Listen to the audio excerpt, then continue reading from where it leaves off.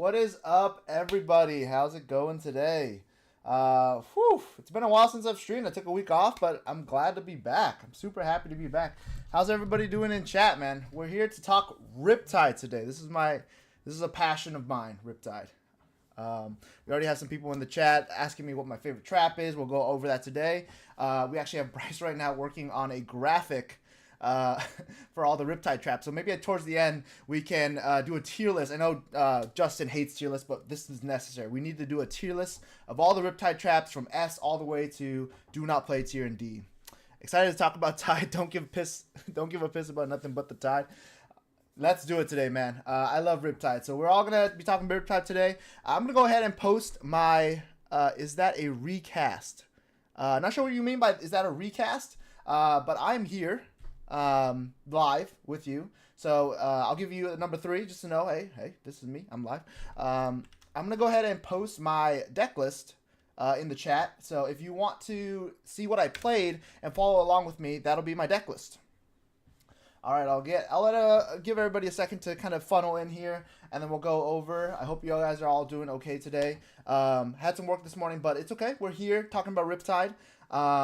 Yeah, I've been playing Riptide. I think since he came out, he's super cool. I just thought his ability reminded me so much of Briar, where everyone was like super focused on the trap side, and they're like, dude, the trap pings, he's like a wizard. And I was just in love with the reload mechanic, where I was like, dude, you could play stuff like Falcon Wing, like Bolt and Shot, if you do like a non-attack into attack. But I was super focused on that, and I've been playing him forever, so I'm super happy to talk some Riptide today with all y'all. Yeah. Hopefully everyone's doing super well. I think everyone's kind of in here now, so let's go ahead and get into it. We're gonna go right straight into the deck list. All right, I posted the link in the chat. If anyone wants to follow me there, we're gonna go straight into the deck list. Sweet. All right, we'll talk a little bit about the deck list.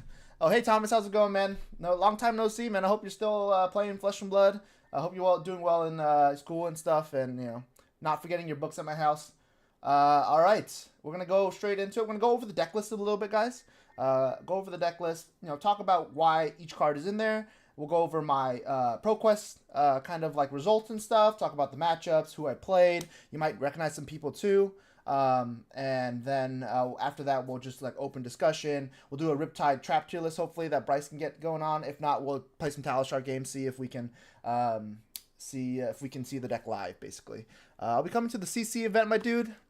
Hopefully a draft or two as well. Sweet, yeah, man. I don't think there's any CC events this weekend, but I hope to see you next week or the week after that. I think this week is actually 2 drafts. It's going to be at Top Deck in Riverside, and then also at Kingslayer, my home store. Got to defend home turf on Sunday. So yeah, 2 drafts. So if you're looking to play this weekend, make sure you're ready to go for that. All right, let's get right into the deck list. So starting off, obviously you need the Riptide hero token, Riptide Lurker of the Deep. For those of you that don't know, better list with all matchups in. Yes, I got you. Whenever you play a card from hand, you may put a card face down into your arsenal. This is essentially reloading. So this is cool stuff. There's stuff that you can play like other traps, like from hand. You reload another trap in arsenal. It gets around dominate. You can play sigil, play instances, and load something into your arsenal. You can do this offensively as well, where you play a non-attack into load like an arrow, and then 2 cards 7 them with like a pretty devastating on hit. And then his second line says any trap that triggering means that the text on it has to be satisfied, so that's like +1 if it's inertia, if it's go again because of frailty trap, or just playing a crucible trap. All the crucible traps trigger if you play them from arsenal. Whenever it triggers, you deal 1 damage to attacking hero. So the hero has to be the source that's attacking you. Famously in Dromai, unfortunately, all the dragons were their own entities. So traps did not trigger on Dromai, which made it such a terrible matchup. So I am super glad she's gone. But the new illusionist, we'll get into that too, is Enigma, and all of her sources come from her. So it's a very nuanced matchup. But yeah, that's Riptide, for those that don't know. Obviously, he starts with 38 HP for intellect, just like every other hero. But with 38 HP, obviously, if if LSS made a hero that is below 40 health, surely they're broken in some capacity. So I have an affinity for heroes that start below 40 health. I loved Riptide now. I loved Icelander. I like Dash.io a little bit. With her coming up in the meta, I'm always like, they call me anti-meta Anthony for a reason. Like, I do not like playing the best decks because I don't like playing mirrors. So I'll probably find a way to counter Dash.io. I like playing KO Berserker runs, all these heroes that are like a little bit weaker because they have some innately weird or powerful ability. I'm really keen on playing them. So that's Riptide. Then we'll go over the equipment suite first. Let's go over that real quick. So for the helmet choice, I went with just Balance of Justice. I kept equipment pretty much to a minimum, just because I thought that equipment isn't the area that I wanted to tackle in my deck list. I wanted to keep my deck list more open to actual cards that I wanted to play in certain matchups, especially in this meta where there's so many different decks doing different things. I didn't think there was an equipment that needed to be in there that wasn't my default one, so I kept my equipment to the lowest it could be. So everything is standard in Riptide. You play this in everything except for your leg pieces, where Perch Grapplers versus Snapdragons. We'll get to those when we get to the leg pieces, but we'll start off with balance. I've seen Riptides run Crown of Providence, New Horizon. I think with Crown of Providence, you're kind of doing another trench effect in order to counteract CNC, which is probably the card that you want to see the least, because all these traps in your deck list, they don't work against CNC. So you want to play Crown of Providence if you're worried about that, worried about CNC Pummel. It gets around CNC Pummel because it lets you draw a card, and that card could be the card that you discard if they pummel. And then for New Horizon, I've seen a lot of people play a little bit more aggressive Riptide with New Horizon. That's because they're running stuff like Heat Seeker, stuff that loads face up into their arsenal. Like, say they load with like their Dreadbore or their Death Dealer face up, and then now they have another arsenal slot, so where they can play like a Premeditate, a non-attack action like Lace with Blood Rot, and then now they can load another arrow because now they control an extra arsenal zone. So like pretty common combos are like you pitch a card to Death Dealer, and then load in like a Heat Seeker, like an Infecting Shot. Now you have an extra arsenal zone because you're controlling New Horizons. And then you can play Lace with Blood Rot into Bolt and Shot with Go again. And then now you can, after the Go again, you shoot the Infecting Shot or the Remorseless or whatever you loaded beforehand. So it's a very go-wide strategy with New Horizon. I decided against all that, and I went with Balance of Justice. So the thought process behind Balance of Justice is that Riptide, this deck specifically, this sort of more mid-range deck, I call it Riplander, obviously, because I think Icelander is the best mid-range deck of all time. She control both aspects of offense and defense most of the time, and this deck kind of feels like that, where you're kind of sending a threat every turn, and then also on defense threatening to damage them in some way or debilitate their turn in some way. So balance is kind of cool in that regard, where it kind of funnels the enemy hero, if they are able to trigger it, into that sort of playstyle. So you want to, as Riptide with this deck, you kind of want to funnel your opponent into playing the sort of mid-range game where you're trading two cards back and forth. Eventually Riptide will be winning in that trade because you're blocking on defense, which also does damage to them because if traps are triggering and whatnot, and then also you're threatening with some lethal on hit like Command and Conquer, Battering Bolt if it's relevant, Murky Water, Remorseless, stuff like Weakest Link. So you're kind of funneling them into the sort of mid-range game plan, and Balance of Justice there is your failsafe for when it kind of breaks out of that shell. So if you're playing against like Aurora or KO, when they have these powerful turns where they're doing multiple draw card effects like Channel Lightning Valley, if they have two of them with Snatch, or in KO's effects like Blood Rush Bellow, or if they do two Wild Rides, two Pulpings, two Bear Fangs, stuff like that, where the turns can kind of get out of hand in this mid-range game plan. Balance lets you kind of negate that because it blocks two innately. Has guard well, so it is relevant where you can keep it up for like T-Bone and stuff like that too against mechs. And then also it has the draw two effect because now if they're kind of stretching out of this sort of mid-range game plan, you're able to kind of bring it back with another card in hand. Sometimes you draw a trap, which like enables your game plan even more. Sometimes you draw an offensive card or pitch card so that you can enable your offensive turn. So Balance of Justice is really good in that fact because it lets Riptide kind of catch up if anything ever gets out of hand. Dreadbore, default weapon. I think Dreadbore is just innately the best weapon if you're playing mid-range Riptide. The second paragraph of Dreadbore is just absolutely insane. Defense reactions can't be played from hand, this chain link. It makes it so awkward to kind of win this race against Riptide of like this mid-range game plan where you have these sync blows. In Earth Heroes, you have like Root Bound and stuff like that too. It's so annoying to have to play around this because you have to arsenal it now. And instead of that, having an offensive card in your arsenal, now you have to, play slow to arsenal a defensive card. And then you also have stuff like CNC that gets around like defense reactions in arsenal to release the tension as well, which we'll talk about later. Dreadboard just super good. Giving +1 to your arrows too is super clutch, especially on stuff like Battering Bolt and Murky Water. These two are 2 for 6 arrows, but with a blue and Dreadbore, you're able to kind of turn them into 3 for 7s with super relevant on hits, and they're really hard to block because they present a breakpoint at 7, and then also in combination with Dreadbore's second paragraph, it's super hard to block because you can't use defense reaction. So you usually have to give 2 cards that block 6, and then give like an equipment or overblock like to 9, stuff like that, or set up a defense reaction in arsenal. It just creates super awkward game plans. If LSS decided to print another 2 for 6 arrow, I think this deck would be super rounded out. But we're pretty happy with what we have right now too. We have a pretty good blue base to use Dreadbore as well.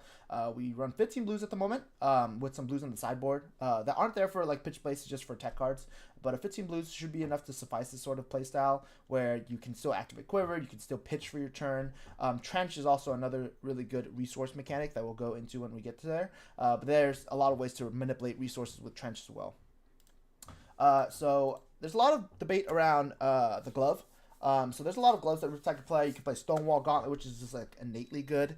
It's always going to be block 2 if you use it well. Actually, it's not always block 2 because it has to be like in a matchup where someone gets plus damage. But for the most part, it blocks 2.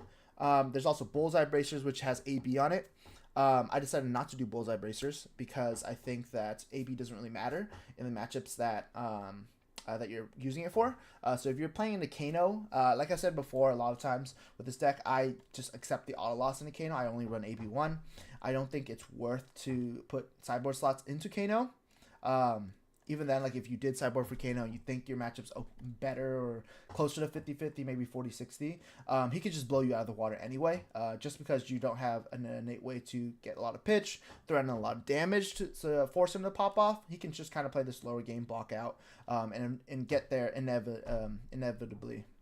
Anyway, so I've given up on the Kano game plan. We actually played a Kano in the ProQuest. Shout out to Eugene, who I always manage to find, I guess, when I'm playing Riptide. But we got there in the end. We managed to dodge him after Swiss, so super happy about that. But yeah, long draw half glove. Also, special shout out to the Armory deck for Azalea. The Armory deck for Azalea actually has the Sharpshooter, and I think that has a place too. It gives an aim counter. So I think a more aggressive aim counter list with stuff like whatchamacallit. What are some aim counter cards? Let's see. Let's go in there and see. With stuff like Barbed Undertow, you got stuff like Barbed Undertow, Immobilizing Shot, Melting Point, all these on hits, even Stone Rain, all this Deadeye stuff. That could be pretty good. I think if the deck was more built around that, it could be really useful. It is super good with Murky Water, like Cranial Crush said. It's super good with it because it gives it innately dominate for 7, which is super good. But I like using Long Draw Half Glove because it blocks 1, which Sharpshooter does as well, and Stonewall does as well. Blocking 1, the breakpoint is super clutch because you're able to give your headpiece or your perch grapplers and Long Draw Half Glove to be able to block a CNC really effectively. So that's super good. Getting that 2 and +1 plus a 3 block is super clutch. And Long Draw Half Glove kind of gets around this sort of like playstyle where people kind of know that you're playing the slower deck.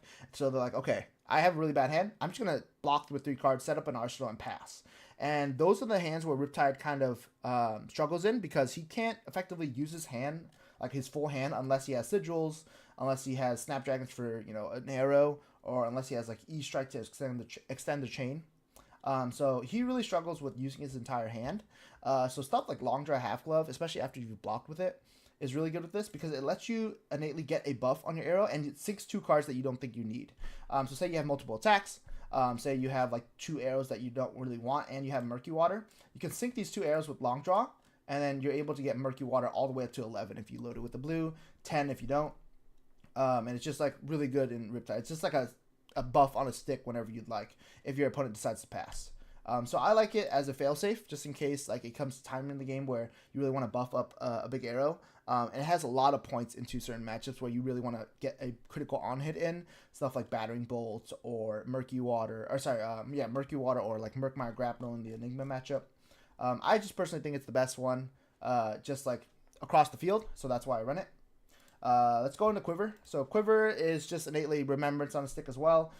This sort of deck preys on like the fatigue aspect, so having Quiver in order to shuffle your deck, just in case you want to find like traps around your deck, or you think they're too low in the stack, you try to shuffle them a little bit more. But innately, you always basically just choose. I always just choose Endless Arrow, Battering Bolt, and Murky Water because these are the most on-rate arrows. Battering Bolt and Murky Water being 2 for 7s, which are hard to block, and Endless Arrow obviously for that late game where they're out of cards, you want to just keep hitting them with Endless Arrow. It's your way to win the game when they're fatigued. Otherwise, you would both be fatigued and you would both tie.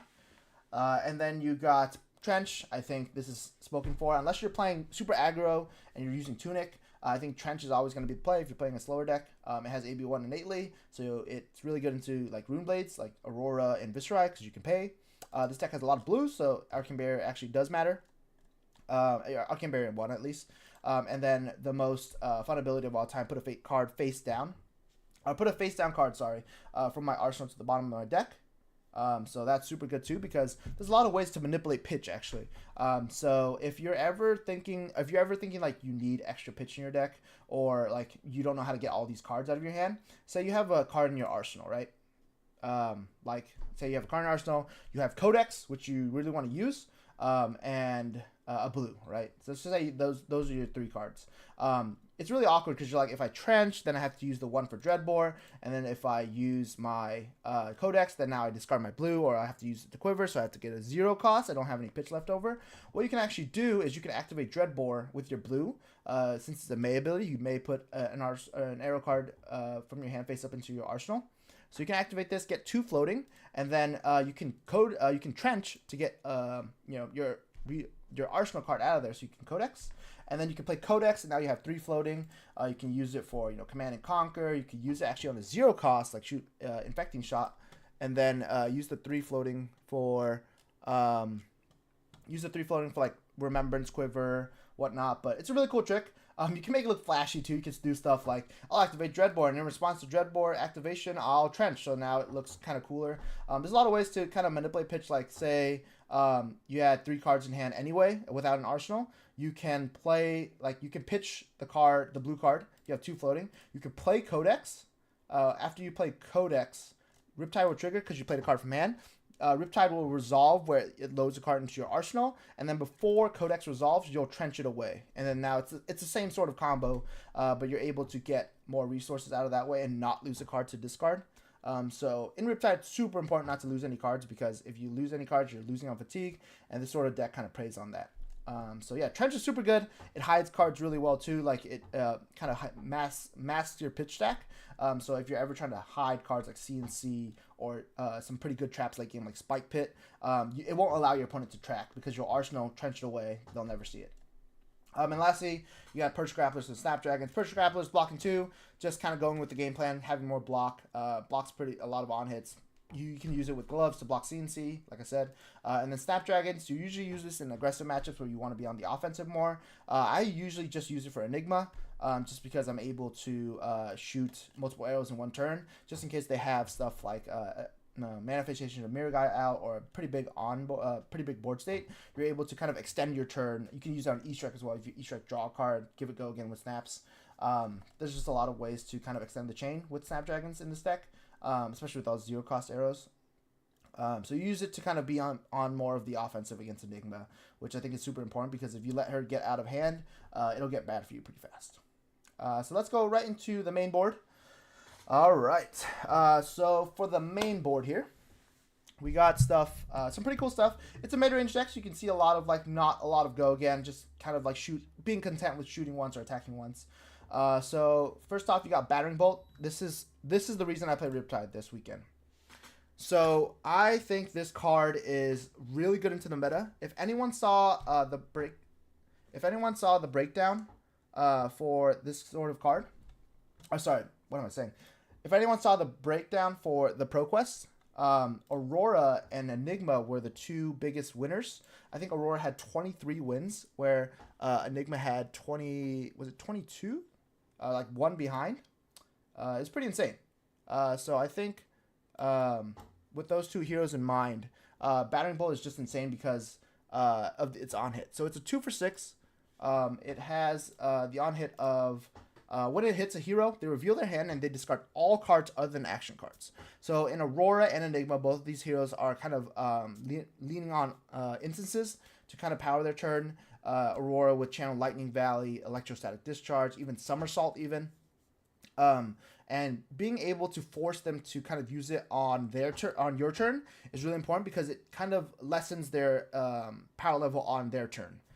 So basically just forcing it off right away. If they don't play it right now, they lose it or discard it and lose 1 health. So even though it doesn't seem like much, forcing an Aurora to play Channel Lightning Valley on her turn is pretty good because it doesn't turn on Starfall. They have to play an actual lightning card now. A lot of times those lightning cards don't have go again unless it's an instant or arc lightning. So now you're forcing them to have another card to turn on Starfall or turn on their hero ability on their turn, and then now you know all about their combat tricks because you know about the Channel Lightning Valley, so you're able to kind of maneuver your blocks better in order to not let them draw. So this card is super good. This is basically the reason I played Riptide this weekend, and it has obviously a lot of game into Enigma, all the Mystic heroes because of the Chi, being able to discard Chi, force them to use it on your turn is super clutch. Card is definitely OP. And with Dreadbore, it's just super good because it turns it into a 2 for 7, or 3 for 7 actually, technically. And it's just super hard to block because of Dreadbore's second paragraph.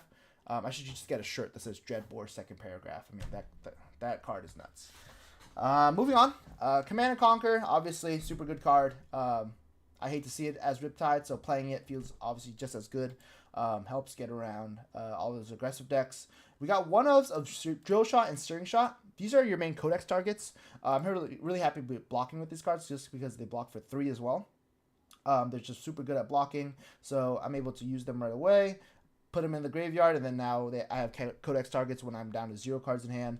Drill Shot early is really good to get into graveyard just because you're able to threaten it with Codex and then now threaten their armor. And reducing their armor means later on they have less armor to block, CNC, Murky Water, Battering Bolt, Remorseless, these more like threatening on hits. So it's kind of a support arrow that helps the other attacks thrive.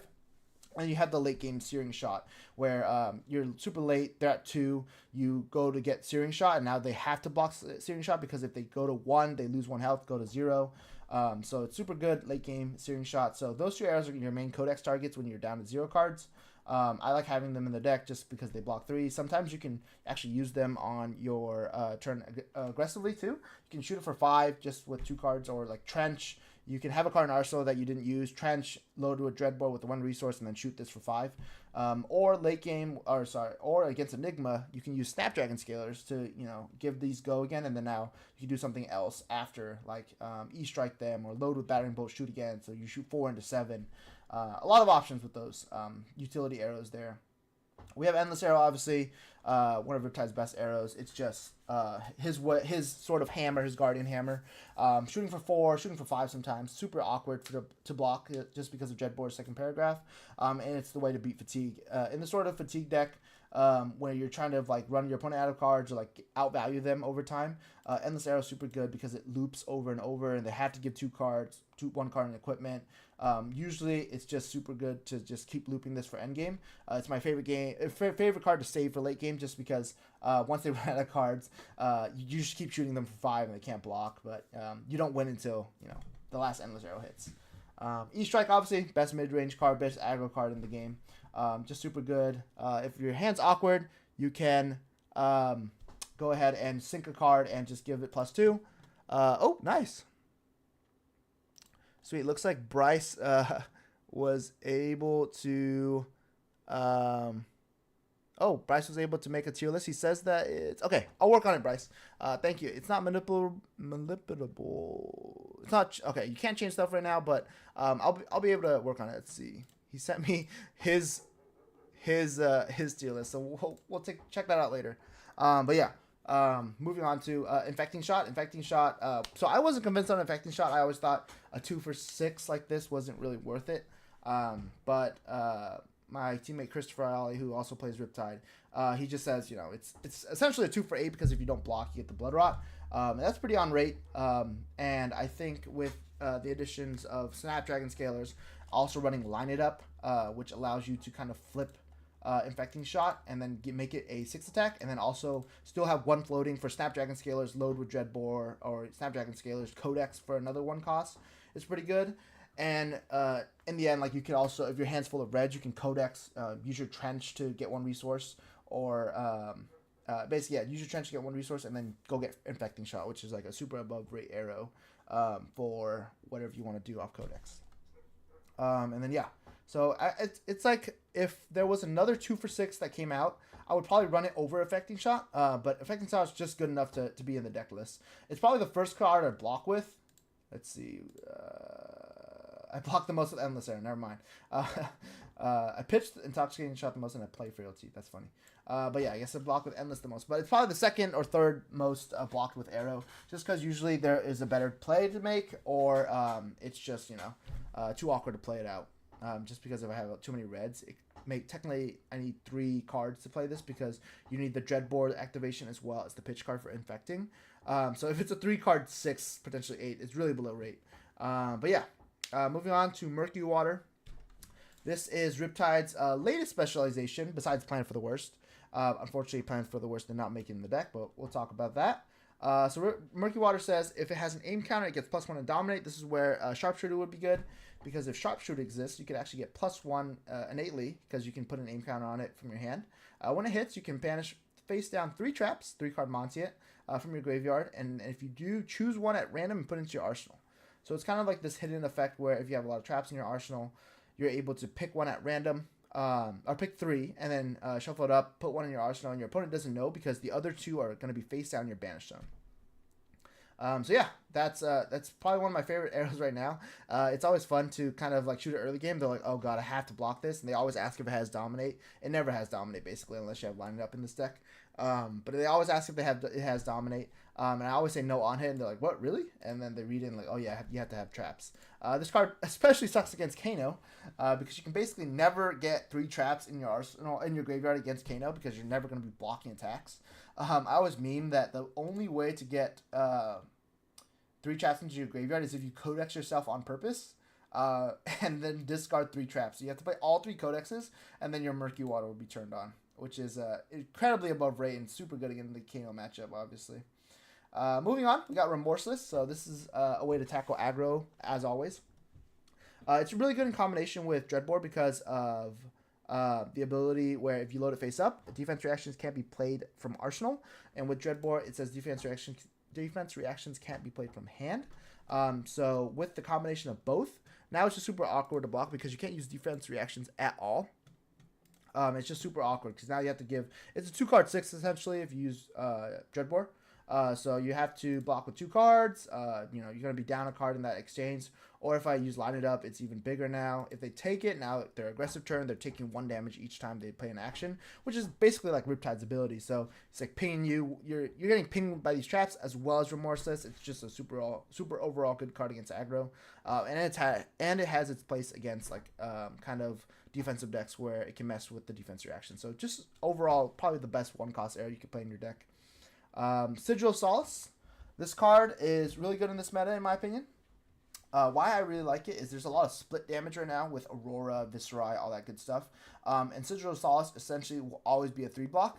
Especially when stuff like Starfall with 1 Rune Chant, that's really hard to block because it's 1 Arcane and 2 Physical. It's just super hard to block. If you block it normally, you're like block with 1 blue or red. You have to pitch a card and you have to block with a card. And Sigil of Solace is just 1 card that blocks the entire thing essentially, because you're able to gain 3 health. and then go back down to 3 if you take the Starfall and the Rune Chant. So it essentially block 3 as an instant. And it also has like Cranial Crush that it's important because it also reloads stuff. So you can see like Crucible Traps here, Tripwire Trap here. Playing Sigil from hand with an empty arsenal allows you to load these Crucible Traps, and then now you can play them from arsenal, which you couldn't do before if you didn't have Sigil or another trap.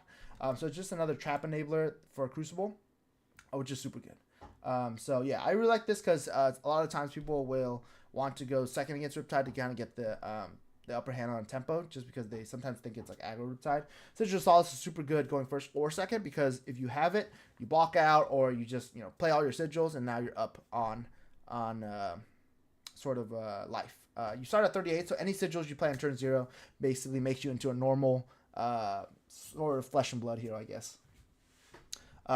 Yes, have you ever had any feels bad moments with Line It Up? It's been super clunky in Sand Scour Great Bow Azalea for me. We'll get to Line It Up. We're getting pretty close to Line It Up. But there has been awkward moments, but in the end it blocks 3. So as Riptide, I like blocking. And Azalea probably feels a little bit more weird because you're not wanting to block. Sometimes it's your pitch card in Azalea too.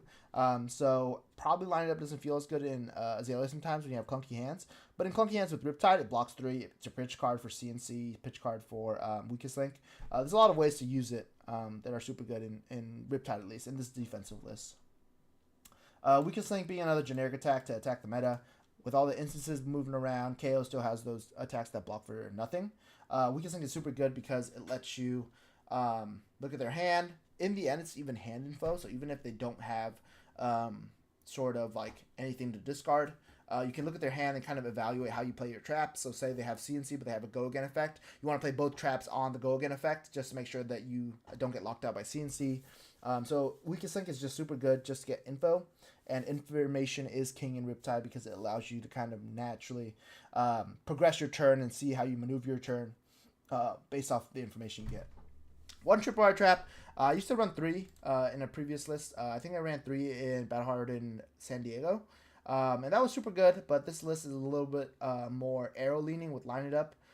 So I decided to get rid of the Tripwire Traps and some of the more awkward stuff like Take Cover. Take Cover isn't needed, obviously, because I don't have a lot of Crucible Traps in comparison to the olden times when I ran 3 Tripwire Traps. But Take Cover is another really good defense reaction where you can play it out of Arsenal and reload.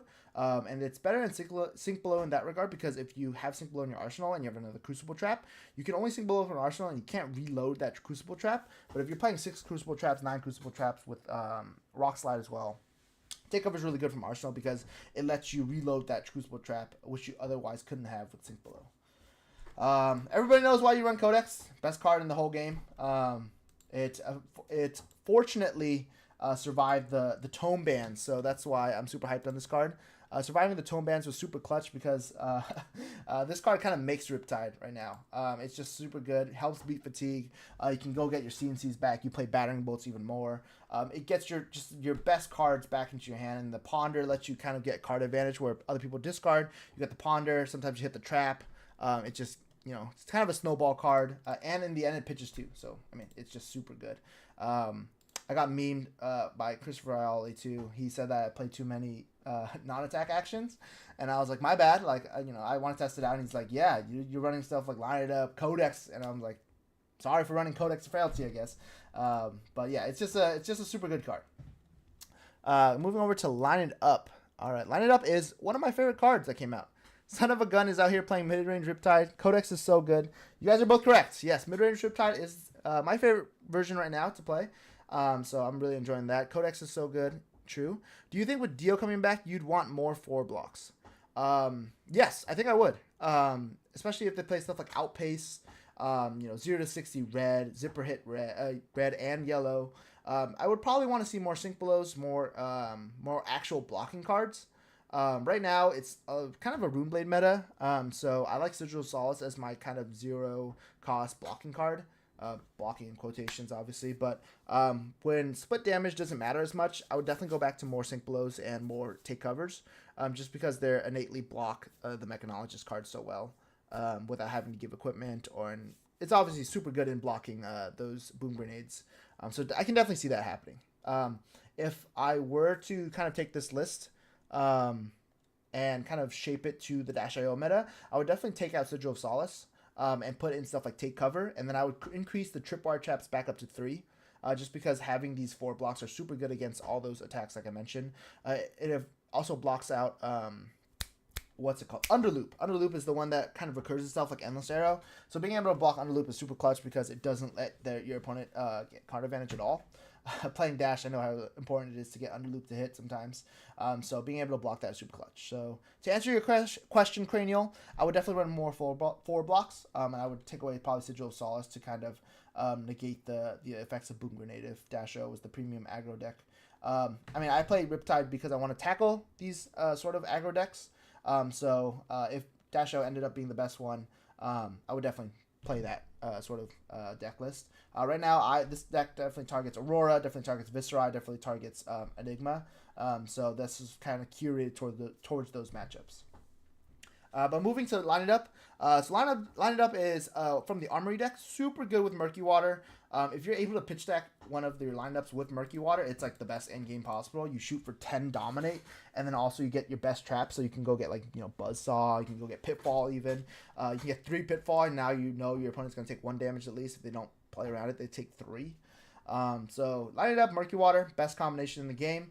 It blocks 3, which is already insane. And then it has some unique use case scenarios where you're playing a lot of these like stuff, these outsiders arrows like Infecting Shot, Murkmire, Grapnel, all these arrows that benefit from having an aim counter, Drill Shot. You're able to kind of extend your turn because you can have an Infecting Shot in Arsenal, you can have a Drill Shot in Arsenal, have a Murkmire in Arsenal. You can play Line It Up to flip it over, give it an aim counter, get a buff on it. You can shoot that arrow, and then now you can snaps, and then now you still have Dreadbore active to be able to use Dreadbore for whatever you want. Not everyone can have Voltaire. You can't load twice with Dreadbore. So being able to have a way to buff an arrow and shoot it, and then go again to shoot another arrow with Dreadbore is super clutch. So line it up is super good. In the end, this deck blocks a lot. So if your hand's super awkward, doesn't really line up with, if you have CNC in your hand, a blue, and line it up, you probably block with the line it up, send CNC. You just always block through with it. It's not like the end of the world. And if you're able to pitch stack it, it's super clutch to close out games. Pitfall Trap. I know Jonah said earlier if this is my favorite trap. Unfortunately, it is not. We'll go over it in the tier list if we can get to it. But Pitfall Trap is super clutch because it is a 0 for 6 sometimes. It always blocks 3 if you can get to Arsenal. And then it'll always do 1 damage because of it being a Crucible Trap. Because it says when this defense, it triggers when it defends. And then deal 2 damage unless they pay 1. So if they tap out, play their attack, you play Pitfall Trap, it becomes a 0 for 6. You block 3, you deal 1 damage because of Riptide, you do 2 more damage because of the trap. So yellow 0 for 6 in your deck is insane. It is your favorite trap, Jonah? Yeah. I mean, it's pretty up there, right? Like, look at the art. It's insane. Like, Cerberus is just getting destroyed by these spires coming out of the ground. Spikes coming out of the ground, I guess. And, I mean, if it can stop that, it can probably stop any hero in Flesh and Blood. But, yeah, it's a really good trap. It's a yellow in the end. And it's probably one of my favorite to Arsenal on any given time because it's so generically good. And a lot of stuff swings for 3 right now, too. So it's really clean to block with. Most attacks and stuff and whatnot. It's not the best trap for blocking when you comes to blocking for 4. Obviously, Tripwire is better because it blocks 0 for 4. But the on-hit is more relevant because a lot of decks right now are strapped on pitch. With Ice being gone, unfortunately, a lot of decks are kind of doing trying to get away with as little pitch as they can, unless you're a Mystic hero, obviously. So being tight on pitch with Aurora, having a sort of like pitch sequence where they always want to swing Starfall and then make a Rune Chant, or swing Starfall and make an Embodiment of Lightning. They don't have a lot of pitch left over if they have a blue. So Pitfall will always be swinging for 6 essentially if they want to kind of play out of their curved line. So Pitfall is super good. Moving on to our blue base. So I used to be on 18 blues. I kind of moved down just because I thought 18 was a little bit much at the time, and I tried out 15 and I really liked it. Obviously, you have the 3 best traps: Buzzsaw, Collapsing, and Spike Pit. My favorite trap is actually Buzzsaw Trap, for those that are curious. I just love Buzzsaw Trap because it is probably the most generically good trap. There's a lot of stuff that gets plus damage in this game, and it's always the most fun to play, I think. Just because it's the funniest one to kind of see your opponent react to. Collapsing Trap is obviously like the best one when it works because you're like, oh my gosh, you like mess up my entire turn. it's always like kind of good innately. But there's a lot of ways to play around it. Like you can just not give go again to your stuff, or you can buzzsaw cast once. It's true. Or like sometimes when they present go again, they don't have a lot of cards in hand anyway. So collapse and trap, when you really get them, it's really good. But buzzsaw is always super cool to see because if they buff like a really big attack, it just goes all the way back down. It's just super funny. I think the most value I ever got out of a buzzsaw trap was 14, I believe. It was at Pro Tour LA. No, was it Pro Tour LA? No, it was actually at Nationals. I was playing Riptide, a similar list, mid-range Riptide. And I was able to buzzsaw trap a KO that went cast bones on the first turn, got 6 mites, and then he also discarded another mite card to get another mite, so he went to 7. How many times would you say you posted a picture of buzzsaw trap in the Age Pro Team Discord? I have posted a lot. So if you don't know me, I like to respond to posts a lot. Like if anyone hypes up a card that like and is innately really good, like Arc Lightning or stuff that has go again or stuff that gets a lot of damage up, or if it's a reaction too, I always put a Riptide trap just to like remind them, hey, this is here. So I forgot which card it was that recently got spoiled, but I posted a collapsing trap to it, and it was just the funniest thing ever. Just because it had go. I forgot what card it was. It had go again. It was super good. And then I just posted collapsing trap as a reply. But buzzsaw trap super good. It just like innately gets you back down to its base. So they lose on so much value. I think the KO that I was talking about went 7 mites, double blood rush, so that's 11, and then it was send packing. So I was able to get the card back that he send packing away. I blocked with a 3 block and then buzzsawed from hand, and I got that other trap back. Like I think it was a frailty or something. It was super hilarious. Such a clutch trap when you get it. And then you got Intoxicating Shot. It's a 0 for 4, just like Endless Arrow. And it buffs your opponent. Usually I actually hate shooting this arrow, even though it buffs your opponent and turns on the traps. Because if they're able to get their CNC to get 7 go again, it's like the worst thing ever. Because you're happy blocking sometimes CNC for 6. But if it's ever CNC for 7, that's when it gets really bad. Because you can't play any of your traps. You typically have the armor to support it, but you don't really like CNC for 7 because you have to give armor and 2 cards. And a lot of your stuff doesn't really block CNC anyway because it's a lot of his traps. So Intoxicating Shot, hit or miss. I would say shoot it with caution if you ever play Riptide. Yeah, I'd say if you know something's coming up, like you already have a collapsing trap, shooting it's pretty good. But shooting it blind, I definitely wouldn't recommend because it can definitely help your opponent a lot more than it helps you.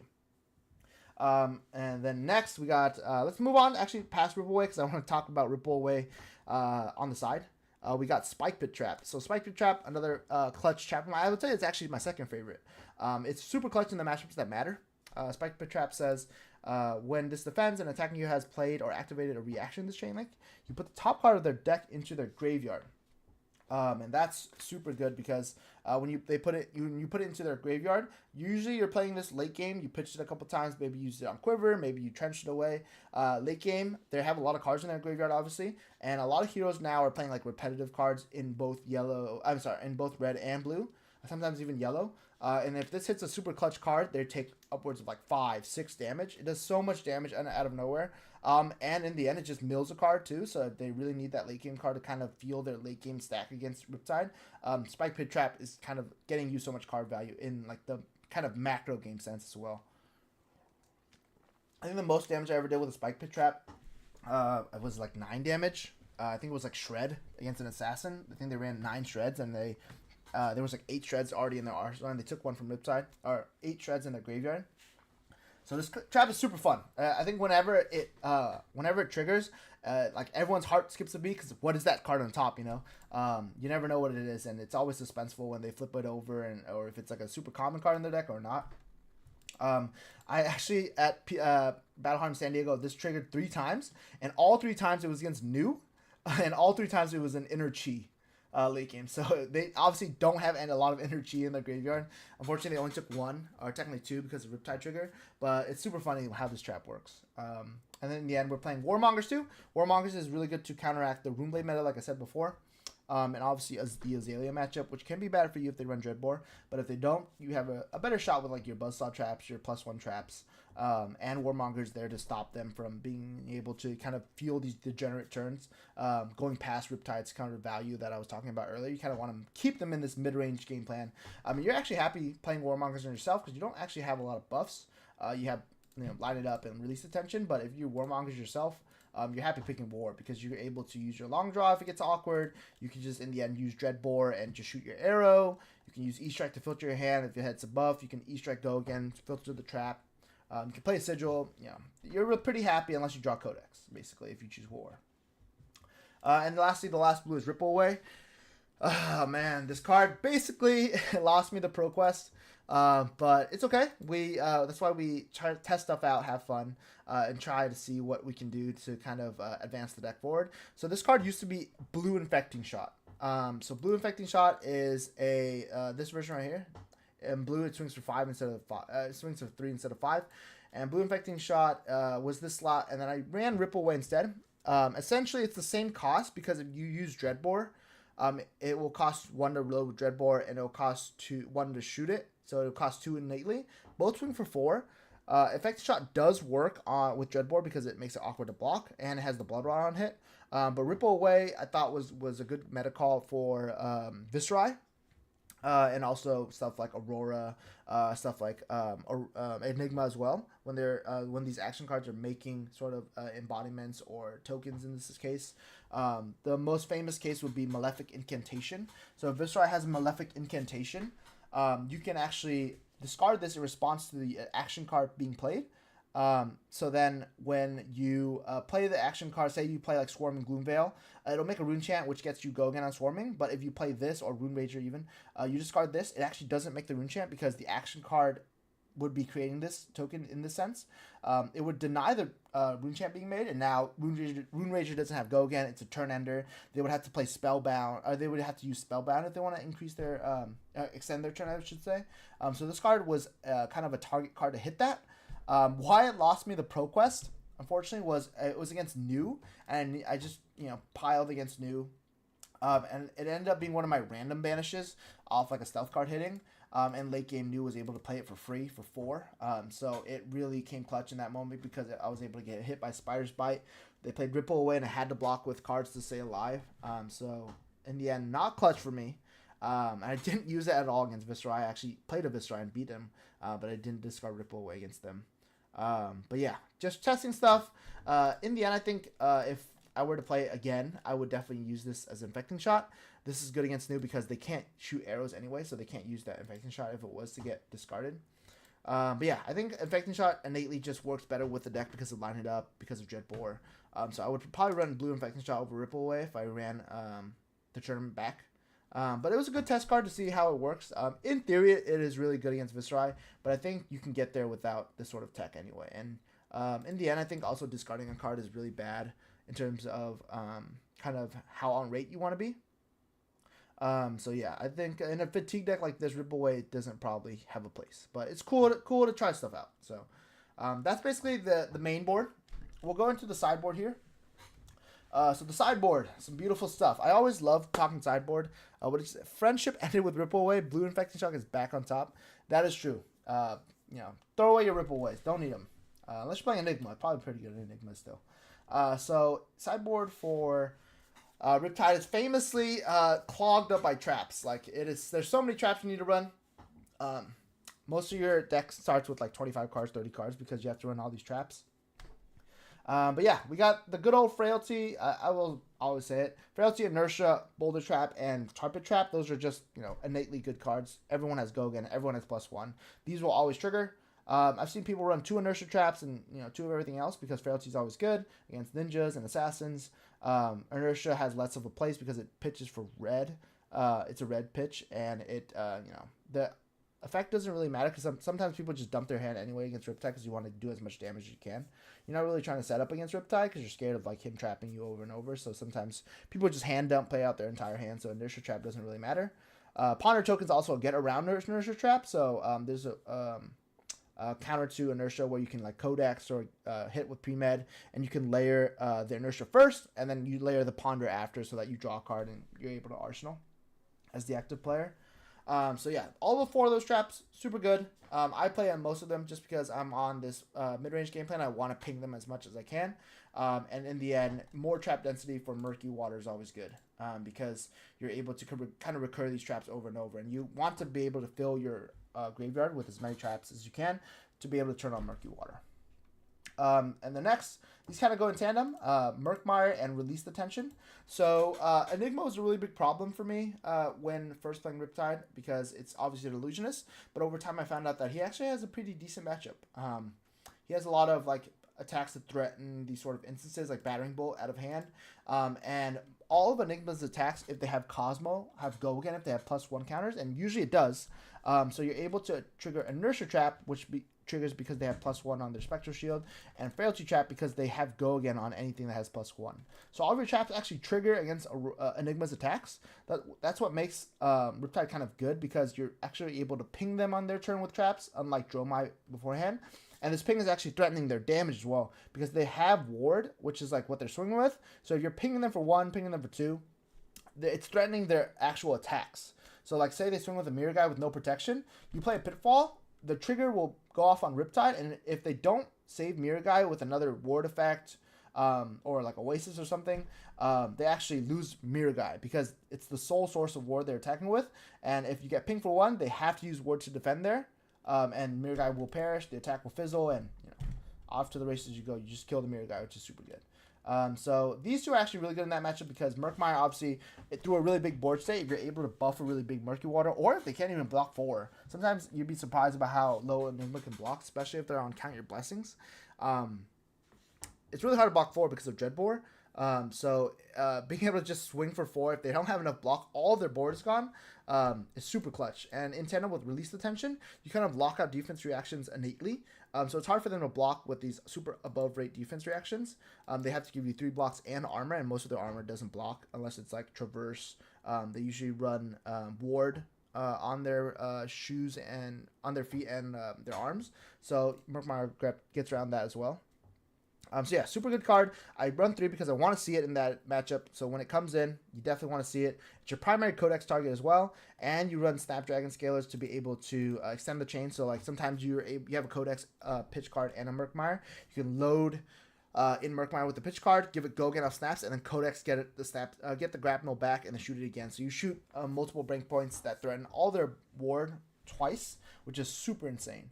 Release Tension just being good innately because you can buff up arrows, make them really hard to block, and deny those defense reactions. So I think this also, if you're expecting a lot of Riptide in your meta, this card is the Mirror Breaker. Like this card, I think I talked to Talon about it. I don't know if he's still in the chat, but I talked to Talon about it at Battle Hard in San Diego.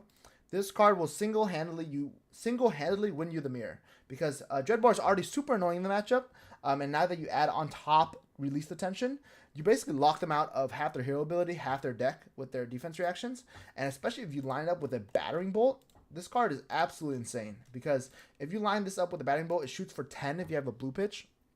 And then if they can't find a way to filter their traps out of their hand, now they have to take the 10 damage and discard their traps, which gets you tremendously up in the Riptide mirror, because that's so much card advantage that you just got. It just wins you the mirror single-handedly. So Release the Tension, you're up tremendous. You always want to shoot Battering Bolt with it if you can in the mirror. It's definitely the Mirror Breaker, so if you expect a lot of Riptide, just remember that I told you to bring 3 red Release the Tension to your ProQuest, to your local scene. You'll destroy all your other Riptide players. And then we got some tech cards too. So Pendulum Trap, I run it because I am still scared of New. As you can see, I lost to New in the finals. I also beat a New in the semifinals. This card is super clutch because it gets you card advantage in the end. New always activates the helmet to try to beat you in fatigue as well. So this essentially counteracts the helmet usage, or the what's it called, Mask of Many Faces? No, whatever it's called. I forgot what it's called. They're using it to banish a card from your hand. You use this in reactions to that because they've activated a reaction now, and they have to mill 2 cards. So essentially, it's kind of like that mask, but it's 2 cards instead of 1. So using this will get you card advantage, and you can recur it with Murky Water. So say someone hit it with you hit it with Murky Water, you can choose this trap and 2 other traps. Hopefully, Pendulum Trap is the one, and then it lets you mill 2 cards in the end. Or if it doesn't apply to that turn, you could always just trench it away. Remembrance, I always never ran Remembrance. I always thought Remembrance was kind of like a handicap. So I didn't really like using Remembrance because I wanted to prove that I could beat Fatigue without it. But using it now, I think it's just so broken in Riptide.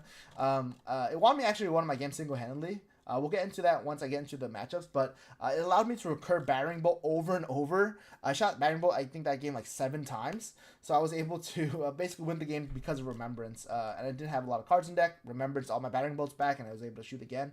Super clutch. And the last deck card we have is Poison the Well. As everyone knows, everyone hates Count Your Blessings.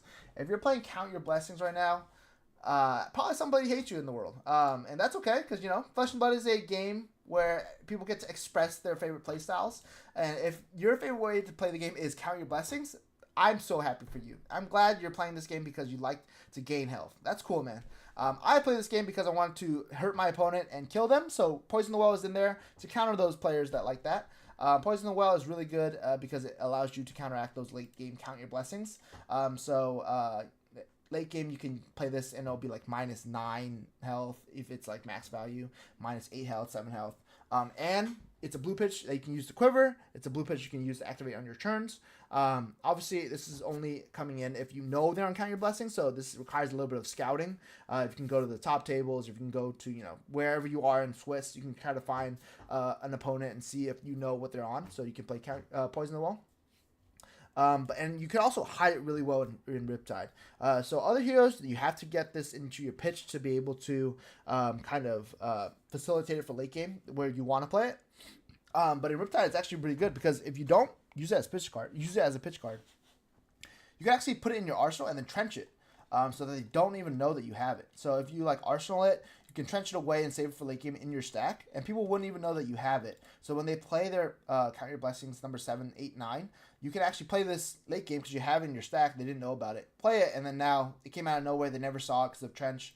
So that's why another reason why I love Trench. It's the ability to kind of hide your pitch stack and not show what traps, what kind of counter actions you have for your opponent. So I tried it out. I didn't really get to play against the Count Your Blessings deck. I think Charles Dunn, who was playing Count Your Blessings Enigma, was in the other semifinals, but Grant beat him. So I wasn't able to play against the Count Your Blessings deck. I played against a Verdance, and the biggest target I hit was Sigil of Solace. So Sigil of Solace, they played it, and then I responded with Poison the Well, and they lost 3 health. So that was pretty cool. Glad to see that the card worked. I would definitely still have it in my list just because maybe a 1 of. I would definitely probably run a 2 of actually just because I want to be able to see it on late game. And I want to be able to kind of get them twice just to kind of get over Count Your Blessings. But yeah, I think it's a card worth running right now in Riptide just because it's you're able to mask it with Trench in the end, and then also it's kind of like a gotcha at the end where they think they're winning on fatigue. They're around 20 health, say 10 health, and all of a sudden it's -8 health. They're at 2 now. They got to kind of bear down and kind of worry about the next Count Your Blessings because if I have the Poison the Well, they're scared to play it. If they play it, I can Poison the Well. They lose the game on the spot. It's some cool stuff. So yeah, that's the list I kind of took over. I played this for a really long time. Like you can see, I put a lot of results on it. I wouldn't take Talishar too much to heart. Holy, is that the Riptide guy? Hopefully, man. There's a lot of Riptide guys around, so I'm just grateful to be one. I don't really I would say Riptide's probably my favorite hero to play. I don't know if he's my main because I play so many different heroes. But Riptide's probably the most fun I have in Flesh and Blood just because it's so back and forth. But yeah. Anytime anyone calls me the Riptide guy, I just get red in the face and get super blushed up because I love him so much. He's one of my favorite heroes to play. But yeah, this is the AD that I took to my ProQuest. In the end, I would probably the only change I would make is probably rip away into Infecting Shot, and I'd probably be pretty happy with the list. I would probably still run 2 Pendulum Traps if I try to find space for it. If you're looking for a space, you could probably cut stuff like I don't know. Maybe a Line It Up, maybe 1 Sigil. I think I like everything in the sideboard really well. Maybe 1 Poison the Well. But yeah, I'm really happy with the deck list. Really happy with my performance over the weekend. And then we'll go right into the matchups I had today. But first, let's take a quick break because I need to be right back. But yeah, let's take a quick break, and then once we get back, we'll get right into my ProQuest results and who I played against, and how the matchups kind of went. So stay tuned. I'll be right back. Okay. Sweet.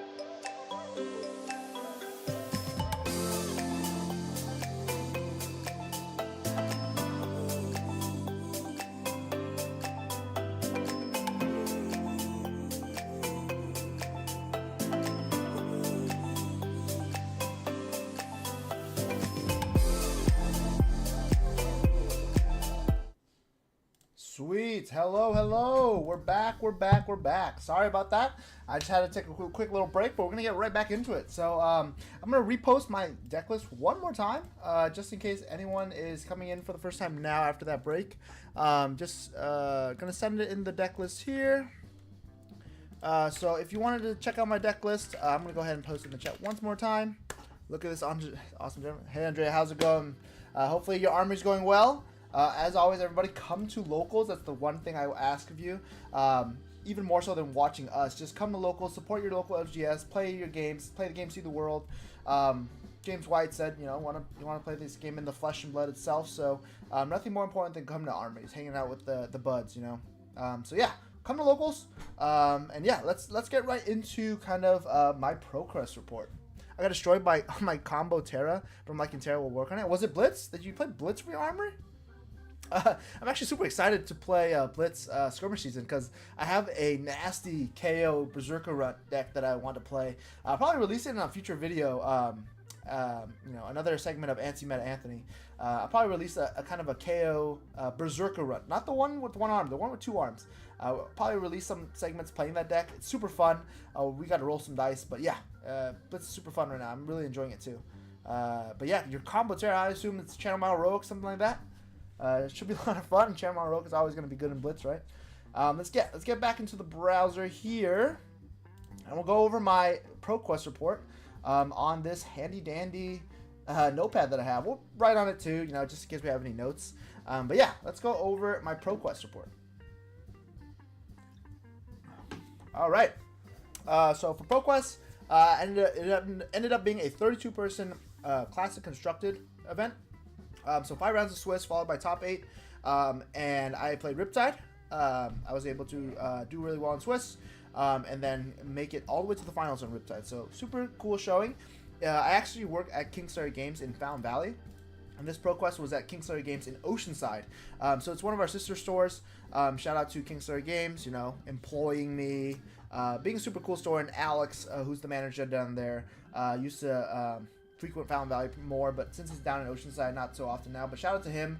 Him and the staff really ran like a really clean tournament. There was a little bit of fiasco to start, but we got that all ironed out. Super clean solution, and it was just a super clean tournament. Everyone got out on time. No problems with it whatsoever. Trent, who's a super good judge, I wish he would play the game more, but he's a super good judge, super clean rulings, and nothing bad to be said at all about the tournament. It was super awesome. Pricing was amazing as well. And this is not a sponsor. Maybe it is because I work there, but not a plug, at least not a plug. But yeah, let's go ahead and start off with our opponents. So round 1, we played Verdance. Verdance, some people call it Verdance. I say Verdance. So Verdance was a matchup where I know that they are trying to stack me, right? They're trying to play these these healing pots out, and try to make one giant turn with the rampant growth turn, to be able to shoot me for just an insane amount of arcane that you can't beat. So yeah, I was going into that thinking that game plan. So in my head, I was like, okay, I have to shoot him with Battering Bolt over and over, and that's how I beat Verdance, because all of her combo is Rampant Growth, and I forgot what the other one's called. Gain? Is it called Gain? Where she heals 1 life and then amps for the amount of health gained this turn. That is a double-sided instant. So if you hit her with Battering Bolt, she has to discard that or play on her turn where she can't combo you. So every turn I'm trying to line up these Battering Bolts. But what I was noticing is that there was a lack of healing potions in his deck. So I was like, oh, he's not playing Fatigue. So he's playing he's not playing Fatigue. He's not playing combo. He's playing mid-range Verdance, which I'm super happy with, because mid-range is exactly what Riptide wants to play as. So I kind of went into it not knowing that Battering Bolt wasn't as important to stack with any buffs or remembrance back. So I just played a mid-range game, triggering traps with Plow Under and Felling of the Crown, triggering these traps. Eventually, I was just able to get there through trap damage and on hits with Murky Water and Battering Bolt in the end. So yeah, just played the mid-range game. I think Riptide, if Verdance forces herself into the mid-range game, Riptide is probably a little bit better in that regard. And then on the turns where you kind of amp over and over, or gain 1 health over and over, the Pulse, Heart Pulse of Candlehold, Heartbeat of Candlehold, or whatever. The game one, you have a lot of blues in your deck where you can Arcane Barrier 1 over and over. So yeah, super good matchup for me if they're playing mid-range. So I was able to get that one. Round 2. So the round 1 actually took a little bit longer because my opponent was newer. Really excited that newer players coming out to ProQuest. I always advocate for it because it's the best way to kind of gain experience. But yeah, it was super cool to see a new player. Unfortunately, because he's new, the game went a little bit longer. I had to explain more cards, be a little bit more patient on blocking and stuff. But yeah, because it went to time and we eventually got there, or close to time, I had to clean up all my stuff. So I was like rushing to clean up all my tokens, all my dice, and I just grabbed everything and got up because I went to the other room because there was 2 rooms. I went to the other room to get to my round 2. And I was like, who's sitting alone? So I know where to go, you know? And there was Eugene. Shout out to Eugene, Kano player from San Diego. He's super good. I don't think I beat him in like the last 2 years. There was Eugene sitting alone. He's just smiling at me. I was like, oh my gosh. I've paired into Kano round 2. So yeah, he was like, you want to just go get lunch? And I was honestly about to just like give him the win because I was like, this match is so unwinnable. We don't even have to play. But I was like, you never know. You might whiff. So let's just play it out. And I think we played 3 turns. I got him down to 15 or something like that. He didn't really block. And he said that, hey, I have an E-Pot. I have a pretty good hand to, you know, go off on. I have Aether Wildfire and Arsenal. Let's just see what happens. Let's see what's on the top card. What's the top card of my deck? He just Kanos in response to like an attack I played. And he's like, oh, that's pretty good. It's Lesson in Lava. And he just proceeds to shoot Wildfire for 6, Lesson for 10 million, and then Blazing for 10 million and kill me. So yeah. Just, like I said, this deck loses to Kano. It's unfortunate, but it's kind of the reality when you're playing Gem Roulette sometimes. If you see a Kano, you're going to lose, but you have pretty much game into everybody else. So that's why I like playing this deck. If I can dodge Kano, I can, you know, show off my player skill and show off my skill expression through Riptide. So that's why I like playing him. Unfortunate that's an auto loss. You could probably tech like Feign Death or, you know, AB3 even. To try to kind of mitigate the damage, but I think against a good Kano, you're probably going to lose anyway, no matter what. Like, even if you have Oasis, you're probably going to lose just because you don't do enough damage that fast to force them to not, like, you know, kind of combo you. So yeah, I think there could be ways to kind of get lucky and win, but I don't think there's a consistent way to kind of tech for Kano in Riptide, so therefore I do not, and dedicate more sideboard slots to other things. So, sucks that Kano's an all loss. Maybe you can tech if you want to get lucky, but I personally do not because I think if you're a good Kano player, which I do play against a lot of good Kano players in SoCal, unfortunately, you kind of get there inevitably. So, yeah, no Kano tech from me. Just if you sit down, you're playing Kano, you got the dub from me unless I'm playing Dash. Round 3, we play the other KA asterisk O. We play KO, which is a really good matchup. So KO makes my tokens and it has a lot of go again. So obviously 2 of the traps turn on really well with the go again traps and the +1 traps. I think I played against Andrew Para, a local from San Diego. I played him a couple times. He's super cool. It's always super fun playing him. We always joke. And he's playing KO, and he was rolling hot. He was discarding Beast Withins like no other. He's playing Blood Rushes like no other. But I found some really clutch traps to kind of mitigate it. I had a really clutch collapsing trap that kind of ended his turn really abruptly. So everything just kind of lined up. It was getting kind of close to the end where we were kind of even, and then eventually I just hit him with enough trap damage to kill him. So yeah, I think the matchup is like really good for Riptide. A lot of stuff turns on because of KO's innate hero ability and his card pool when you're playing KO. So pretty good matchup for Riptide. I'm never really unhappy seeing KO. Some ways that you can get hurt by KO is CNC, obviously, and send packing, especially if they play Cast Bones and they reveal a CNC. KOs will know that, you know, CNC is your Riptide's worst enemy because traps won't be turned on, so they'll play CNC first for 12 go again. Like, that's probably the worst thing you could play against Riptide from the Riptide perspective, because now you're just taking 12, right, if you have a trap. And then your future attacks aren't enabled by these buffs, so they're not turned on.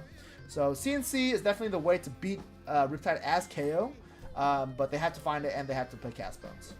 Otherwise, you're usually swinging CNC for 7, CNC for 6, which Riptide isn't too unhappy about. He can block up and then, you know, swing back. That's why I have a lot of 3 blocks in this deck to counteract CNC. Alongside my traps, I have a lot of like 3 block arrows, so I'm able to block out and shoot something back. So always wanting to respond to CNC. My worst nightmare and trying to play around it, basically. Round 4, we played against Viserai. In the chat too, if you ever want to speak up, you know, if you ever want to know about a specific matchup more that I played, that I went past already, just let me know. I'll more than gladly go back and talk about like a matchup that you want more knowledge on. But we're just going to keep going through it. download it. I'll never drop the Riptide match again. Yeah. I think Jonah, if he's still here, Jonah has played against me so many times on Riptide versus KO. He's kind of my my bane, the bane of my existence right now, because he knows exactly how to beat me. He just blocks and waits for CNC to come, and then he goes off with CNC, and I can't do anything. So he knows the best how to play against Riptide. He's also played Riptide himself, so he knows a lot about how to maneuver the matchup. So shout out to Jonah. If you have Jonah's information, just contact him. He'll tell you everything about how to beat Riptide. So going on to match round number 4, we played against Viserai. So most of you might think Viserai is actually a bad matchup for Riptide because it has so much arcane damage. But with the list of what we have, with a lot of blues, we actually are pretty decent into it. With Sigil Solace, it's kind of like Sigil is kind of like innately like a blue because you're able to block 3 arcane basically if you gain 3. So yeah, it's a really good card. It's a pretty decent matchup, I would say. With the kind of addition of Warmongers, it's even better. And this sort of game style is weird because you don't really have a lot of on hits that matter, I guess. Like Battering doesn't really hit them well. Murky Water is okay, like it gets you a trap. CNC is probably the best because they have arsenals that they want to protect, and then Weakest Link doesn't really matter because they don't really have a lot of non-blocks. So you're kind of playing this sort of like fatigue game where you're like trying to mitigate their damage and slow down their turns enough to where you can kind of whittle them down slowly and then kind of run them out of cards. I played against Inez from San Diego. She was a really good player. She used to play a lot of Assassin and moved over to Runeblade for this tournament. And she was able to set up, I think, like 3 Malefic Incantations. The one where if you play an attack action, you get a rune chant. So she was able to set up a bunch of them. I think she set up like 3. And it was absolutely insane. Like, she was making 3 rune chants every time. So the reason I ran Ripple Wave was because of Viserai. And I couldn't even do it because she has so many Malefic Incantations that discarding Ripple Wave wouldn't even matter. I just used it as the pitch card because it wouldn't be a turn stopper. She had 2 of them out, like, basically every turn of the game. So I could never discard to stop the turn. So yeah, pretty cool. She also shout out to Inez. Shout out to Inez on one of the coolest plays I've ever seen played. So it was early in the turn. She had 2 rune chants. She had 2 Malefics, and she played Rune Rager Swarm from her hand. And it got Gogen because of Malefic. And I had Collapsing Trap. So she had 3 cards in hand. 3 cards. And I was like, this is going to be the nastiest Collapsing Trap. It's going to turn on my balance because she's going to discard 3 cards, draw 2. That's the cool thing with Balance of Justice. I also didn't mention before. When you run Balance of Justice and you discard off Collapsing Trap, if you manage to discard 3 cards, or force your opponent to discard 3 cards, they draw 2. And because they draw 2 cards, you actually turn on Balance of Justice. So that's one of my favorite interactions with Balance and why I run it so much. And so that play was in my mind. I played Collapsing Trap, and I asked if she had any responses, and she said yes. And I was like, oh god, might get bad. She played because I took the 2 earlier rune chants that I took before Malefic triggered, when the Rune Ranger attack came in. I took 2 arcane, and she played Succumb to Temptation at instant speed because you can play at instant speed if your opponent has taken arcane damage this turn. And then with 2 cards in hand, I was like, okay, maybe she discards 2 and then draws 1, and maybe it's like a turn ender. She activates Spellbound Creepers with a blue. And I'm like, uh-oh. So she only has 1 card left. And then she uses her non-attack instant speed to play Revel. So she empties her entire hand and is able to mitigate the Collapsing Trap effect where she can't... she has to discard. She has no cards in hand. And now she has, I think 7 rune chants. She makes 2 off... she makes 2 off the Malefic. And then she makes 4 off Revel. And then she makes 1 off... Oh, she makes 8, right? Because then... Succumb and Revel being played off Viserai's ability. She makes 8 or 9 rune chants. And I just get blown out by that play. My Collapsing Trap does 1 damage, doesn't discard anything, and she played around it beautiful. I just probably one of the most beautiful Flesh and Blood plays I've seen in a while to counter out Collapsing Trap. And I was even lucky enough to win after that. So yeah, really good play by Inez. I really want to shout that out. That was an exceptionally clean play. I got outplayed so hard. It's been a while since Collapsing Trap wasn't a good idea. But yeah, that was a really good play. That Viserai matchup, I kind of fatigued her in the end just because she ran out of threats. I was able to mitigate enough arcane and send enough damage back to where she needed to start blocking. So yeah, it was a really close match, I would say. Sigil Solace definitely came in clutch to heal me back up, and my blues were there to clutch it out in the end. So super cool match. Definitely the highlight of my tournament was that play against me. So it was super cool to watch stuff be played like that. and specifically with new cards too, like Malefic and Succumb to Temptation. Round 5, we played against Hugh, who's also from San Diego. I played so many San Diego people. I played 5 San Diego people in Swiss, which is insane. And I think I played 2 more. Oh, wow. I just played against 7 out of 8 of my matches were San Diego people. So that's awesome. Shout out to San Diego. Hopefully the Padres win today. I do not want the Dodgers to win, so go San Diego Padres. Yeah, in my round 5 Verdansk game, I played against a Verdansk that was actually playing the pitch stack combo with healing potions. So I knew I had to enable the battering bolt game plan. And they boarded up pretty hard. They ran all their rootbound carapaces red and yellow. And they also ran Sink Below. I don't know if they were running Fate Foreseen. I think they were also running Fate Foreseen. So I knew my battering bolts were going to be super clutch. So I played all 3 of my battering bolts. I Codex 2 of them. And then I Remembrance back battering bolt, Codex. And then later in the game, I quivered another battering bolt. So I think I shot like 7 battering bolts that game. And one of them was a really clutch battering bolt where I hit Rootbound Carapace, Sink Below, I think another Sink Below, and the last card was Pulse, the Heartbeat of Pulse Hold or whatever. So they just used it to activate Surge and Aethertide on their turn. So it was like an arrow that shot for 7. They discarded 3 cards, and it did 3 damage on top of that. So it was like an insane battering bolt. I think one of them also forced Hugh to play one of his combo cards, the Rampant Growth ones, on his turn or on my turn. So yeah, I think that's the main way to win against Verdansk, even though they're trying to stack you and play the slower game and kind of get there inevitably. You want to shoot battering bolt as many times as you can with released attention to be able to stop them from using the combo.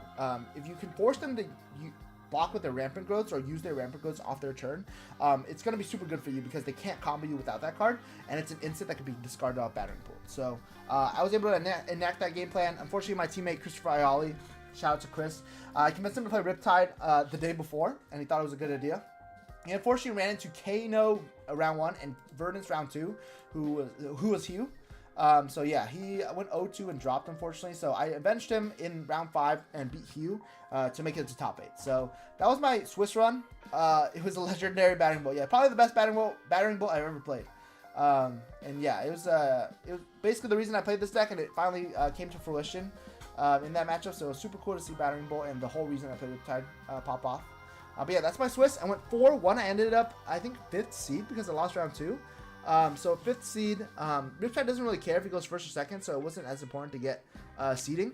So I finished 5th seed, and I played against my teammate, Evan, who was the sole person not from San Diego that I played on that day. And yeah, I played against Evan. He was playing KO. And he chose to go 2nd, I believe. So I was able just to set up a Frailty Trap.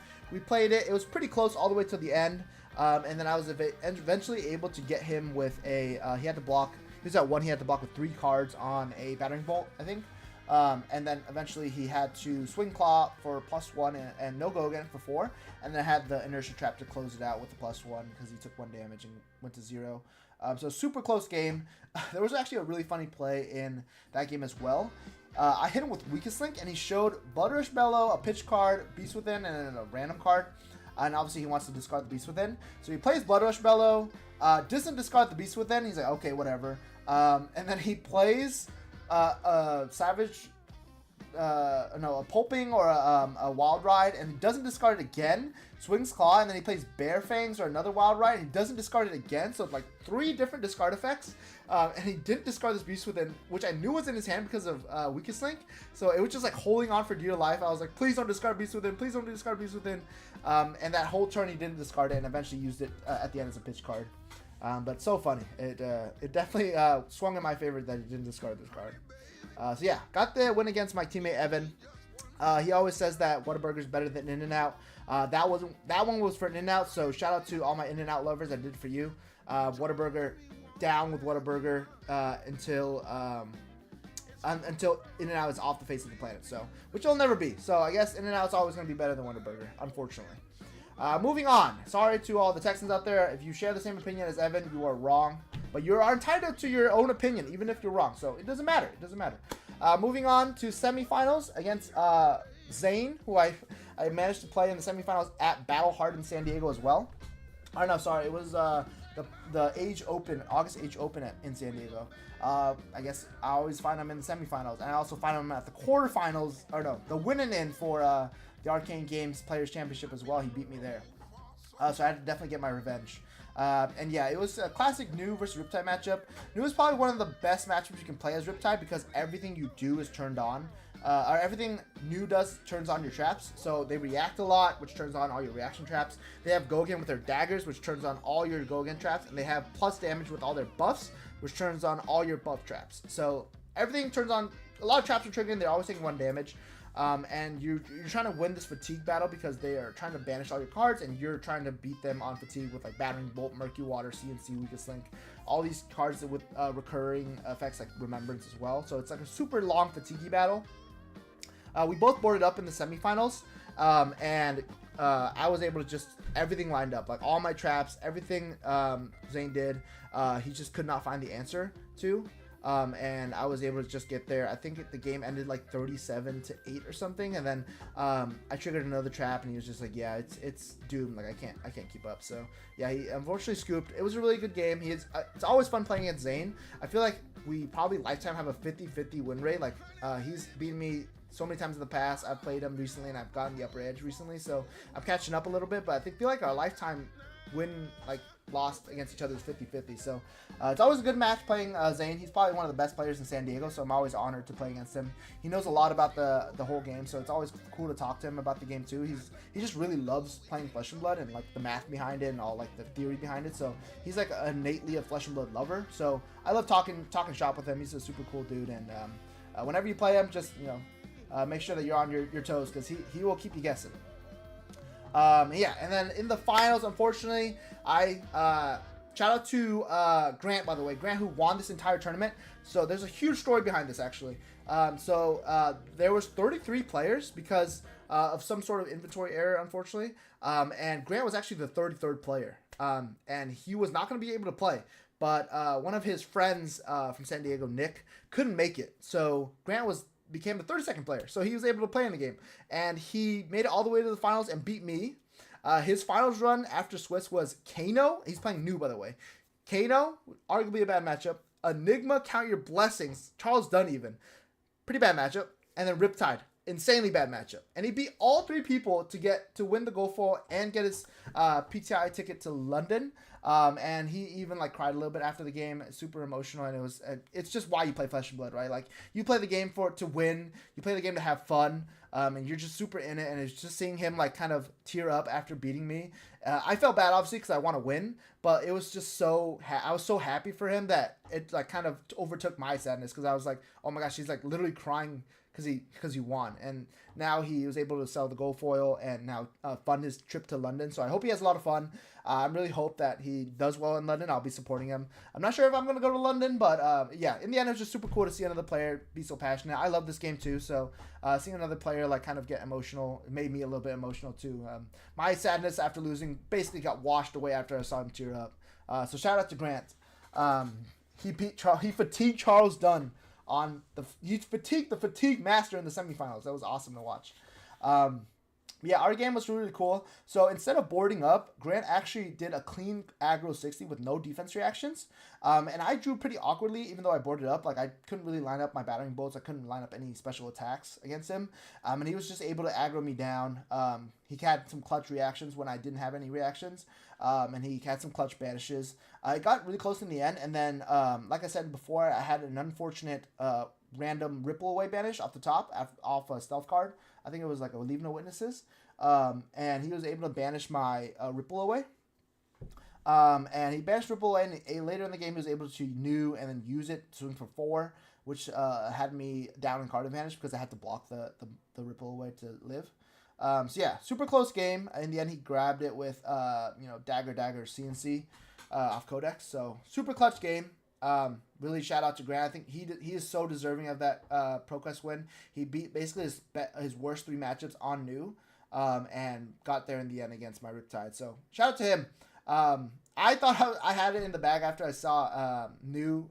It was a New Riptide final, but he played it so well. I think that was I drew bad, but in the end, he played it super well, and I think there was no discredit to him whatsoever. He definitely deserves that win. So yeah, I had a super fun tournament. Unfortunately couldn't get there. AG continues to be team second place, unfortunately, but one day we will break that curse. But yeah, super fun tournament. I carpooled with 7 other people from Orange County, so our carpool was full. We went to Chili's after, some San Diego people, including Grant and Zane, some San Diego people mixed with OC people, and we had a really good time at Chili's. We were watching the San Diego Padres game, and the Dodgers got absolutely demolished, so that was fun to watch. And I ate way too many wings before my entree came out, so I was stuffed and I had to drive an hour back. So I'm glad I was able to drive everyone back safely. I was so full. I had ribs takeout just because I couldn't finish all my ribs. But shout out to Chili's, not a plug, but you always go to Chili's after a big tournament. But yeah, that was my Riptide run.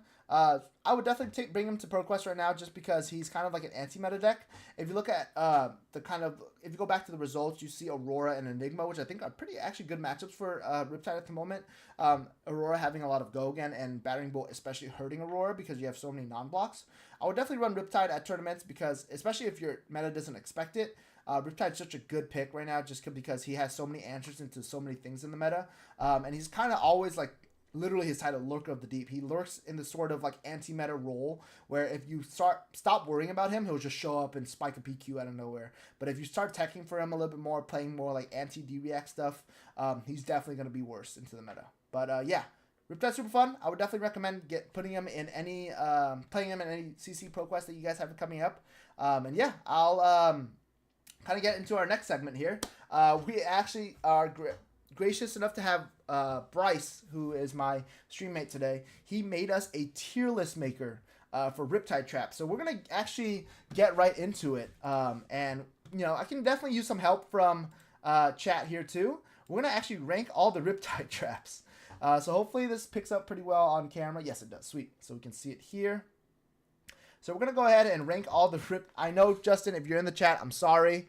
I'm super sorry. I know you hate tier lists, and I know you don't want us to do tier lists, but we're not doing a hero tier list. We're doing an arguably more important tier list. We're doing a Riptide Trap tier list, and that is the most important thing we can do in Flesh and Blood. So let's go ahead and do the thumbnail for this, because I think every trap is good. So let's just go ahead and put everything in S. Actually, this one sucks. Let's do everything in S besides that, and then I'll take a picture of it, screenshot it, and then we'll actually do the tier list for real. So, there's the Riptide Trap tier list. We're good.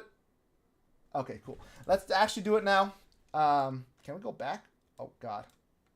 Oh, God, I messed up. Okay, let's put everything in D now. I didn't realize putting them on would not allow me to put them back where in the unanswered category. All right. Let's such a great recap, dude. Bigger things than winning a tournament sometimes, and glad you make this deck work with so much aggro and Enigma running around. Tier list time. Oh, hell yeah. Thank you, Nick. Really appreciate you coming into the stream.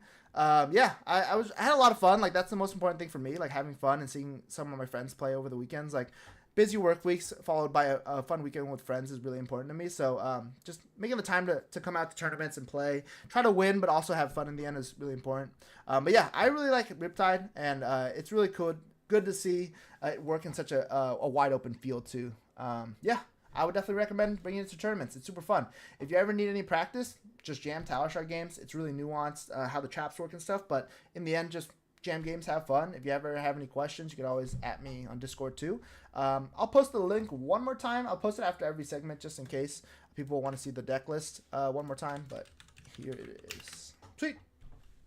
All right, let's get on to the tier list. All right, so let's go from left to right first. It might be hard to see the pictures because they're kind of cut off, but we'll kind of go through every trap and explain what every trap does.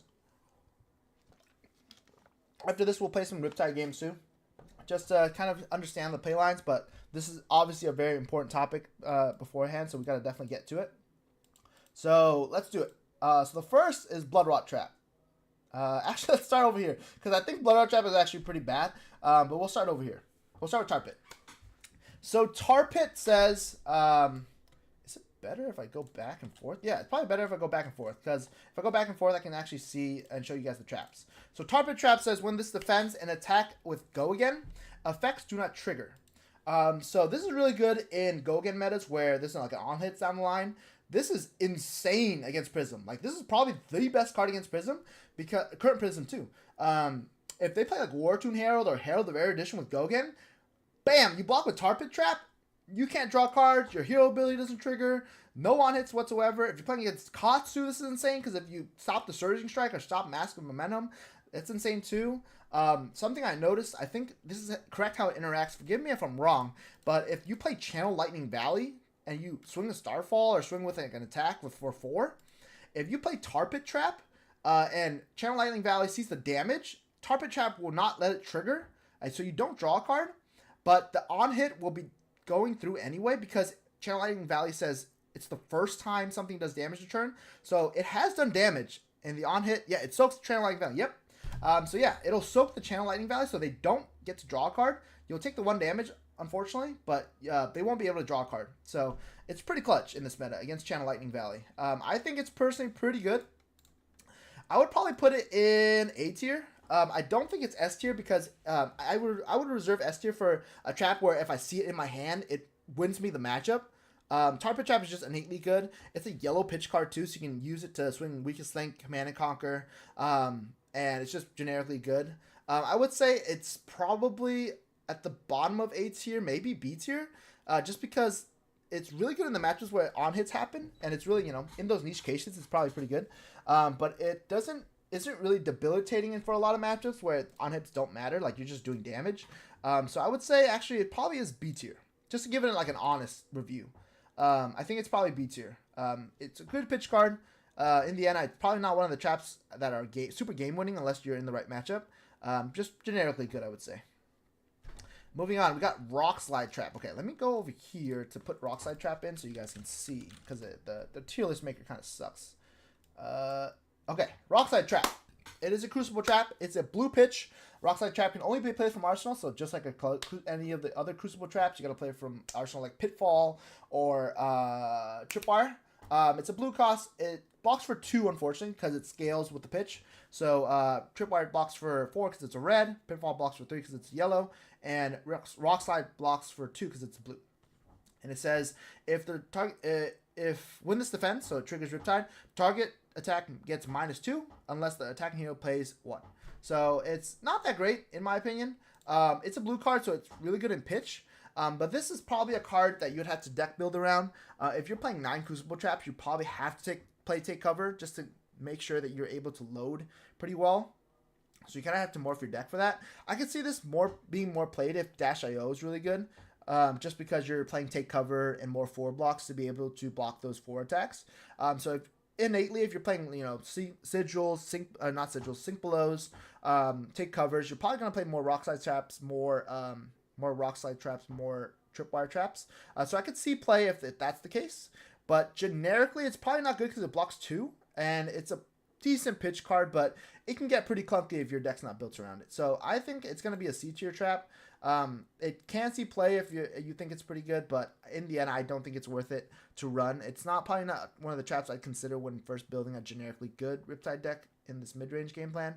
But yeah, I think C is probably where it lives for now, maybe D later. So we can probably move it later if we think it's a D tier trap, but it's pretty bad. I don't think it's worth it to run. Moving on, let's do Tripwire.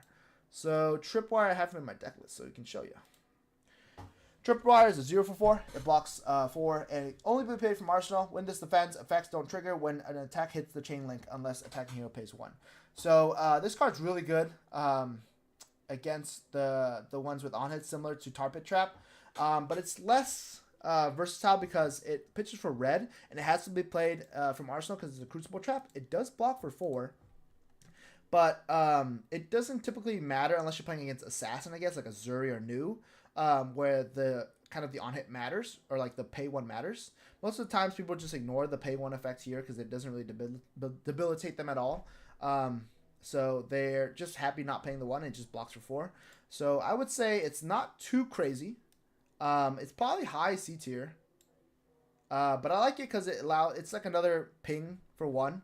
And it works really well, blocking, like, it's a 0 for 4 in the end. So I think it has its place. It's probably high C tier, like it could probably get into B tier, but I would probably not be happy drawing it or, seeing it early unless I could arsenal it easy with, another trap in hand. If I can't arsenal it, it's probably pretty bad. If I can't use it right away, it's really bad.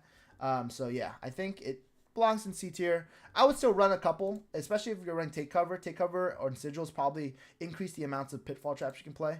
But yeah, I think let's start with C tier and we can maybe move it later. Spike Pit. Okay, Spike Pit trap, one of my favorite traps here. Spike Pit trap. When this defends, attacking hero has played and the attacking hero has activated or played a reaction to the chain. You put the top card of their deck into the graveyard, then they lose X health, where X is the number of cards in that graveyard. Pretty good with against Count Your Blessings. If they have 8 or 9, you can actually deny them the healing, and they lose health for it.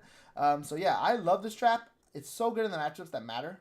And it's just like a game winner against Warrior, a game winner against Assassin. I'm going to put, I think all the legendary traps are at least A tier. I don't think they go anywhere below it. It's a blue cost that blocks for 3, so even in matches where it doesn't matter, it's just innately a good card to have in your deck. So yeah, I don't see any of the legendary traps going below A tier, so let's put it at A tier for now. Next is Pendulum, which I also have in the deck. So I have this to kind of get me more points in the new matchup to try to make it an auto win. It's really good against new because, like I said before, it lets you be ahead in that sort of fatigue back and forth where they're constantly hitting you with their helmet or their mask to make you banish a card. So you can respond with this in order to make them discard 2 cards. So you're actually ahead in the fatigue race. It's really good in that aspect. It's obviously insanely good against Warrior because you're trying to beat the fatigue game plan. In the end, it's a very niche trap, so I don't think it's that good unless it's inside the kind of the space of Warrior and Assassin. So I'd actually put it at high S tier because even though it's a yellow pitch card, it's super niche. It doesn't really see a lot of play unless you're playing into those matchups, and I think you're already favored enough in those matchups to win. But I personally like playing it in my deck to guarantee the win because I'm always of the kind of the thought process that if you have a good matchup, you want to make it as good as you can because you want an auto win into those matchups. If you have a really bad matchup, I probably wouldn't even tech for it because it's not worth putting in sideboard slots for a deck that you probably don't win against anyway. You'd rather lock in that auto win against a matchup that you want to, that is favored, right? So Pendulum Trap will always be in my deck just to guarantee those new wins if I can. Obviously, all this in light of me losing against a new in the ProQuest, but just playing the percentages, Pendulum Trap really helps you get there against the Assassin. So I would definitely run it. Still in C tier though, just because it's not as kind of modal as the other traps. But yeah, let's put it in C. All right, next trap, fan favorite, Pitfall. Let's see. Jonah, if you're still here, we're on your favorite trap, Pitfall trap. All right. So we got Pitfall trap right here. Pitfall trap is another Crucible trap, so you can only play from Arsenal. When this defends, target hero has to pay 1 resource or you take 2 damage. So if everything lines up, this blocks for 3, you take 1 damage because of Riptide, and you take 2 more because they don't have any pitch. So this is a 0 for 6, which is absolutely insane. Like, probably the most on-rate thing in this whole deck if it can hit. If it doesn't hit, it's a 0 for 4 at yellow, which is still really good. And you have to play from Arsenal, which is the unfortunate part. But it's one of Riptide's best traps because it allows him to kind of push this sort of damage threshold. Riptide obviously starting at 38 health. He has to be... I think with Flesh and Blood, how LSS designs heroes, there's a lot of lower health because there's more ability to play off your turn and do damage off your turn. So I think with Riptide, he's at less health for a reason. Pitfall Trap being one of the most threatening damage traps because it just nukes you out of nowhere. I think the best combo I ever played was against a Bolton at a local. Shout out to Andrew. Unfortunately, he was playing the Bolton, which is a really good matchup for Riptide. He pitched out to play an attack, and he also reacted. And I played Pitfall Trap from hand. He took 3 damage. I played Spike Pit Trap from hand. I played Pitfall Trap from Arsenal. Played Spike Pit Trap from hand. He already took 3 from Pitfall. Spike Pit Trap hits Beaming Bravado, which did 5 damage to him because there were 5 Beaming Bravados now in his graveyard. And it does 1 off Riptide. And then I reloaded Pitfall Trap again and then played it again. So he took he took 3 damage off the first pitfall, 3 damage off the second, so 6, and he took 5 damage off Spike Pit, or 6, sorry. So he took a total of 12 damage from traps. In that moment, I felt like Icelander with Storm Striders. I was like, oh my god, that was like straight up Amaris Golding out of Arsenal, Aether Ice Fan out of hand, and then Waning Moon. Like, I just did 12 damage off my turn. So this trap is insane when it works. Or when they pitch out. If you don't respect it, you can just nuke people out of nowhere. One of the best traps to catch people off hand on, and it's probably the most feared trap if you're playing against Riptide. I would probably put it at A. It's a good pitch card. It generically always works because it always blocks 3, and it always turns on and does 1 damage. And sometimes it negates their turn too, because if they don't want to take 2 damage, they have to pay for the damage. So yeah, it can even nerf their turn a little bit. So yeah, super good trap. You kind of want to play it later in the chain if you can, to kind of feel out if they can use their extra pitch or not. So yeah, as late as you can to play it, as late as you can wait to play it, I would definitely wait.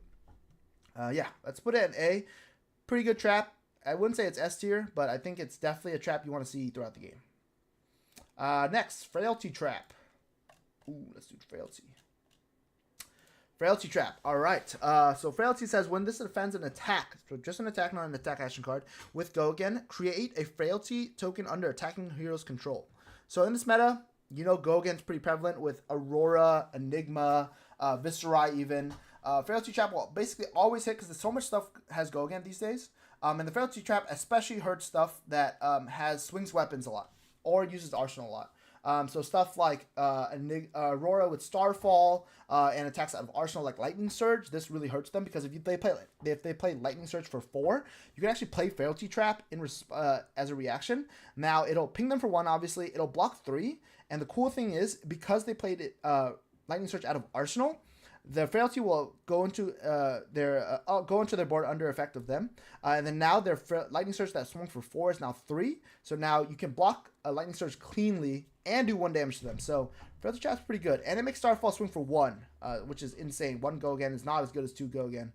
And then against Enigma, it's insanely good because she has +1 aura. She can swing multiple auras. And if you play Frailty Trap, not only does it ping her for 1 and force her to give up a ward source, it'll also nerf the attack of the rest of the attacks on the chain. So every time she swings a weapon, now it's -1 damage because of Frailty. So pretty insane card. I would say it's definitely an A tier card. It's always been an A tier card for me. It was really good against Fi because of when Fi's play Kodachis or ninjas in general because they have so many weapons. And yeah, I think it's a really good trap. It still is a really good trap. It sees playing the assassin as well. The dagger swing for 1, so playing a Frailty Trap on the first dagger, I think it's just so good. I think it's definitely at the beginning of A tier. Josh Goggles, surely Frailty is S tier. I don't think Frailty is S tier. Actually, maybe. Okay, so if I go back to my stats, I play Frailty Trap. I've seen Frailty Trap 265 times, and I've played it 251 times. If we do quick math, let's see. I can't do math in my head, so we're gonna do it in on my phone. Okay, I hope you guys can see this. Let's see. So if you see Frailty Trap 265 times and you played it 251 times, it's 94%, 94.7%, which is insane. I play my Frailty Trap 95% of the time, basically. Maybe it is deserving of S tier. All right, we'll put it in S tier for now. Thank you, Josh, for the enlightenment. And we'll maybe see how the other S tier traps line up, which I think are coming. So yeah, let's put it in S tier for now. Sure, what you're saying is the best trap. Well, technically the stats don't lie, but the legendary trap's only 1 ofs and Frailty Trap's only 3 ofs. So obviously I see Frailty Trap more. And I only play Frailty Trap into the matchups that matter, and I play the blue ones into everything. So the numbers kind of are skewed if you think about it. But we'll go ahead and put it in S tier for now, and we'll see. We'll come back to it. All right, Inertia Trap. Let's go to Inertia Trap. All right. So Inertia Trap says, when this defends an attack with greater attack than its base, create an Inertia token under the attacking hero's control. So this one's pretty good too. Inertia tokens are really good because you have Codex. And when you're able to Codex, you innately make them discard a card. And you can go get CNC and disrupt their arsenal. Just a super good trap. I personally think this one's not as great because it pitches for red. It does block for 3, which is good, but it doesn't pitch much, and it's less applicable because Swap back to serial. Sorry. I was just going through, still on my beautiful face. Oh my gosh. That's me. Let me go back to the browser. Sorry. Thank you guys in the chat. Yeah, going back to the tier list, inertia trap is this one. Yeah, I don't think it's that good because there's so many ways to make ponders. Like, you know, Enigma has Dissolve Reality, the Rangers have Codex, the Assassins have Codex, and as the active player, you can actually layer it so that you can make the ponder go second.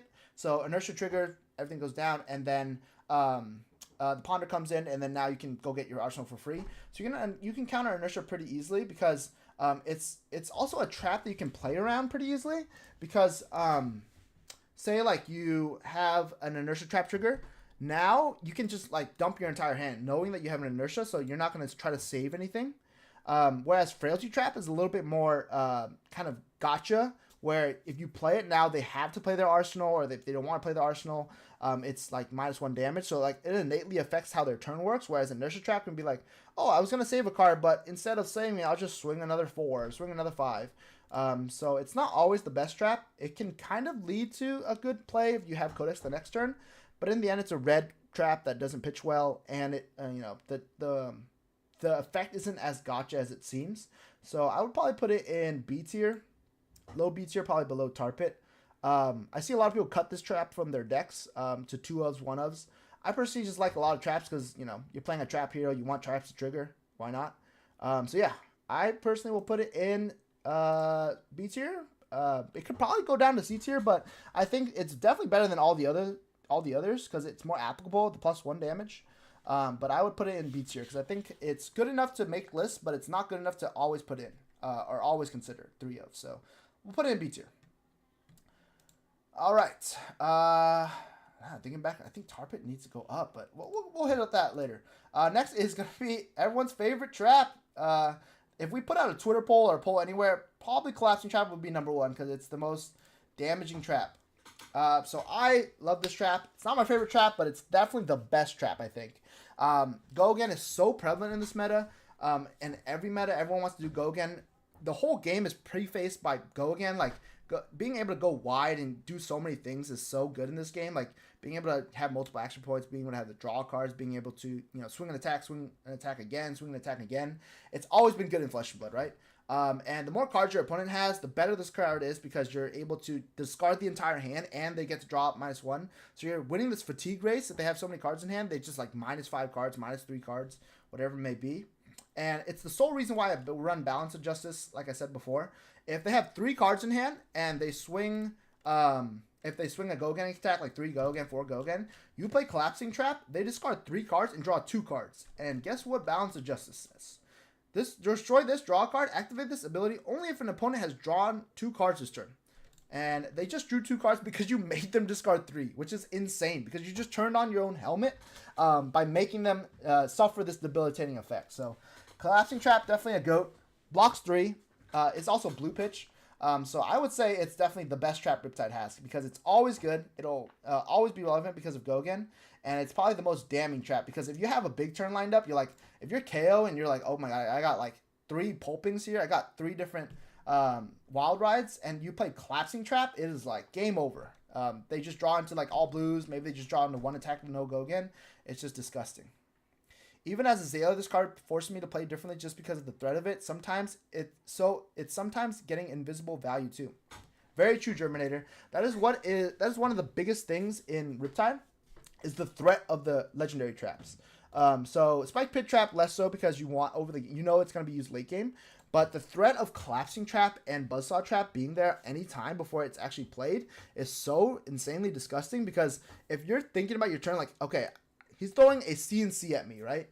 If I give him all my armor to keep a 5-card hand, and he plays Collapsing Trap on my first Go Again, the game is over because I've wasted all my armor to block this 1-on hit, and I've revolved this entire game around this one big turn, and if I have to discard my entire hand because he has Collapsing Trap, the game is over.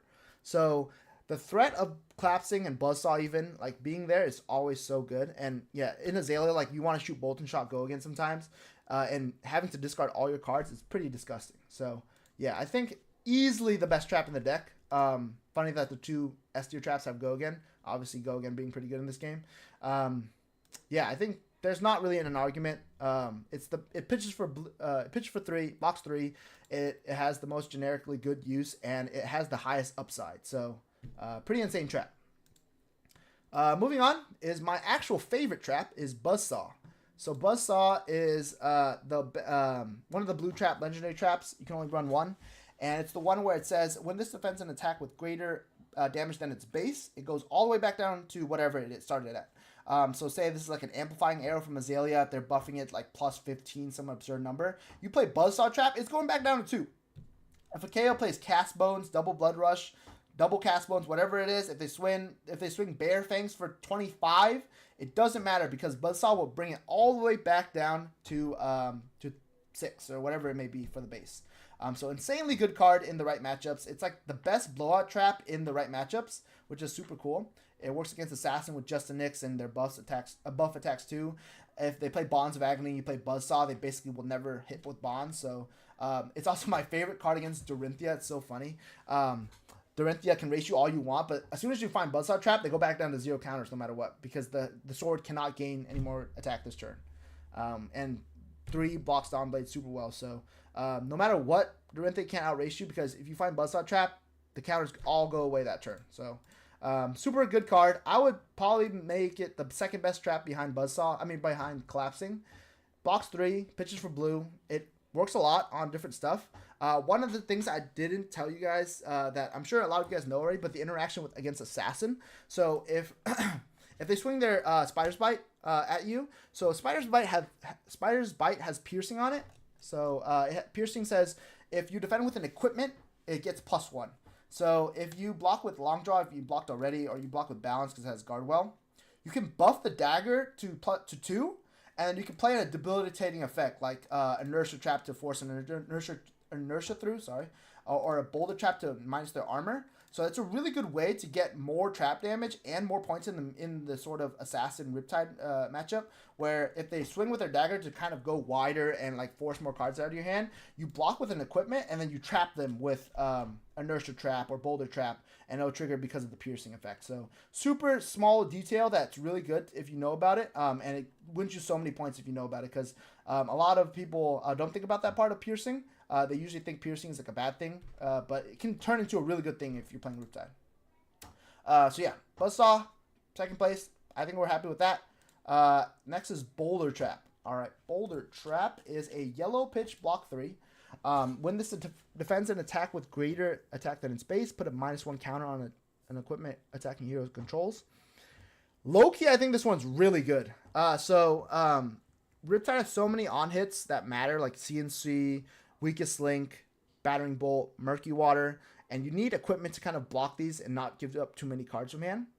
Boulder Trap is insanely good because anytime they do a plus damage, you're actually minusing the amount they're able to block with equipment. So innately, it's kind of actually helping you a lot offensively, because it's requiring them to block with more cards from hand and forcing them into this sort of mid-range game plan. So seeing Boulder Traps early is really good, especially against decks like KO that have like fridges for armor. If you can find 3 Boulder Traps early, you can -1 on their like Savage Sash so they can't block 2, Scabskin so they can't block 2, Apex can only block once now. It's like pretty insane, because if it goes to -1, they can only block once more, and then Temper goes off. So it's a really good trap. I would say it's super underrated. And it's criminally good against the decks that matter, like against New, where they want to use equipment to block. Against KO, it's probably where it shines the most. Against Levia too, these decks where they have a fridge for armor, and anytime a -1 counter comes in, and Temper 2, this trap is insanely good against Temper 2. It's like so good. I would honestly put this in A tier. Is it better than Pitfall? Is it better than Pitfall? Can I create a poll? Let's start a poll. All right. What is the better trap? Pitfall Trap, Boulder Trap. All right. I'm going to go ahead and start a poll. How do I do this? Okay. Let's start a poll. Let's see what. Did I break everything? Okay. We did it.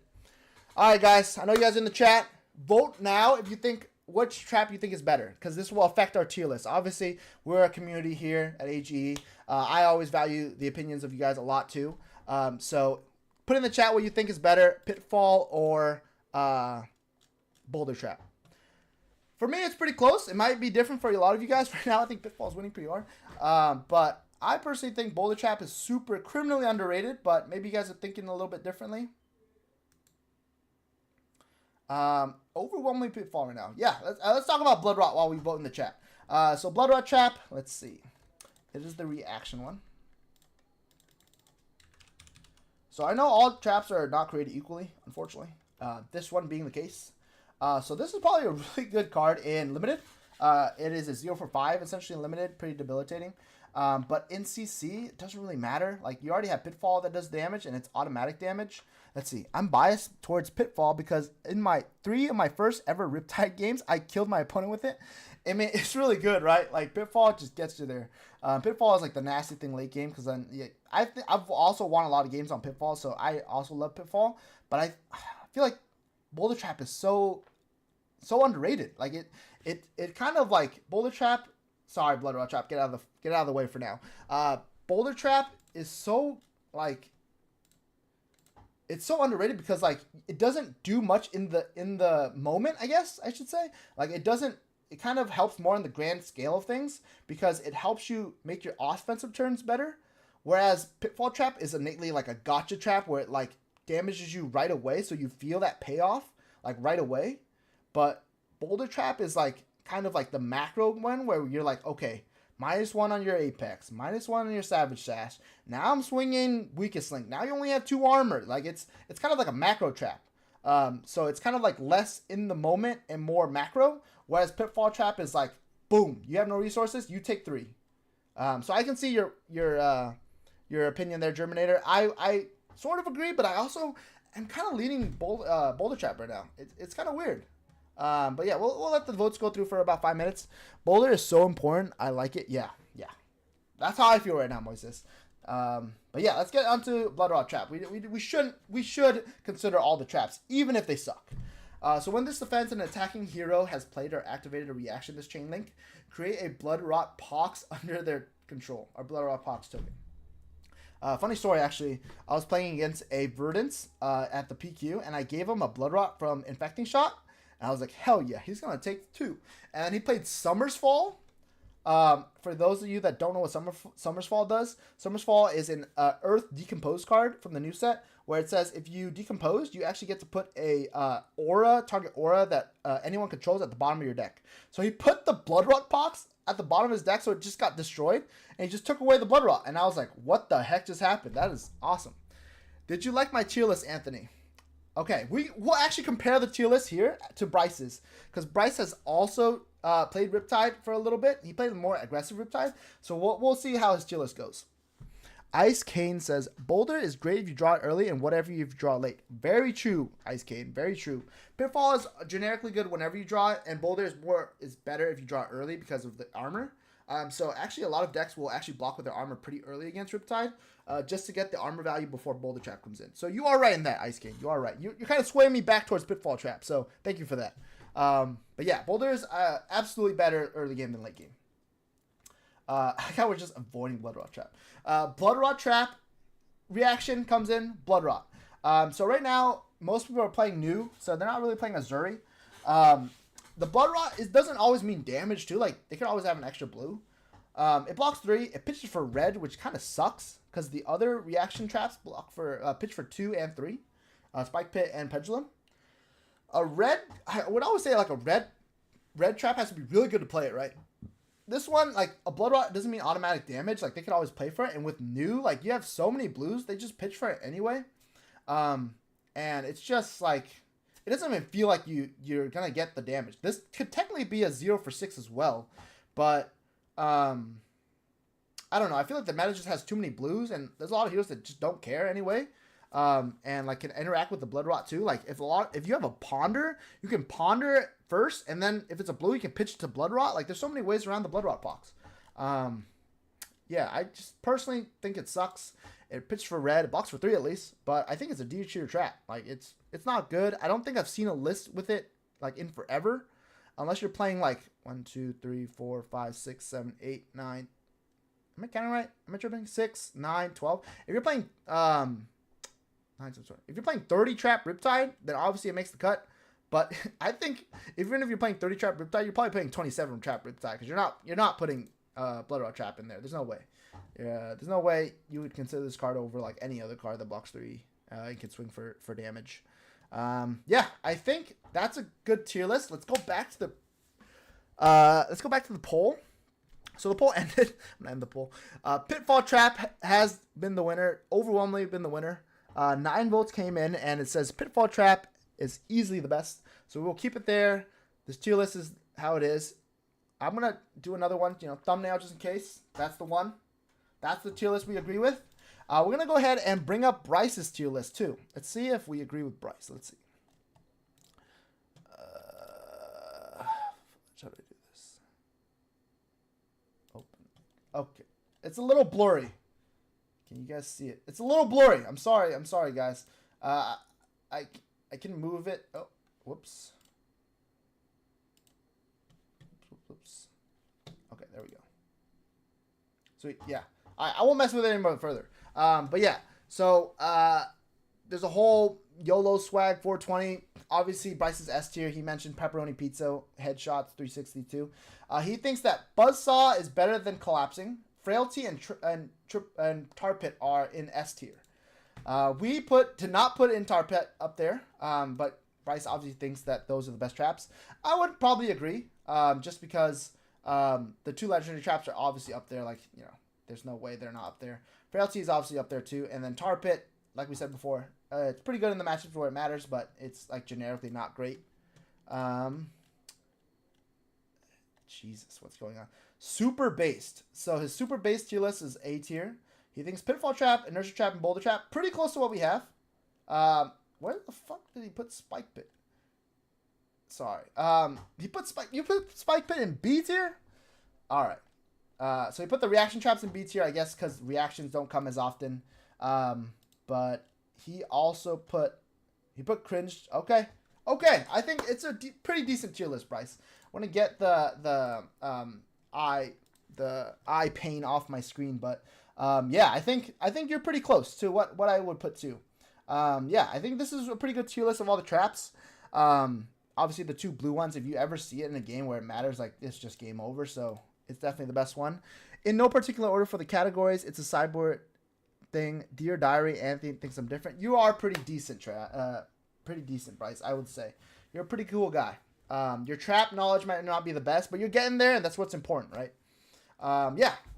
So that concludes the tier list portion of the video or the stream. Hopefully you guys agree with me. If you guys don't agree with me, just let me know. But I think this is pretty much how the traps tier list works. So if you're building your list, you should probably build from the top down, which is honestly what I would do too. Like, I would put all 3 of those traps up top in my deck for sure. S, A for sure.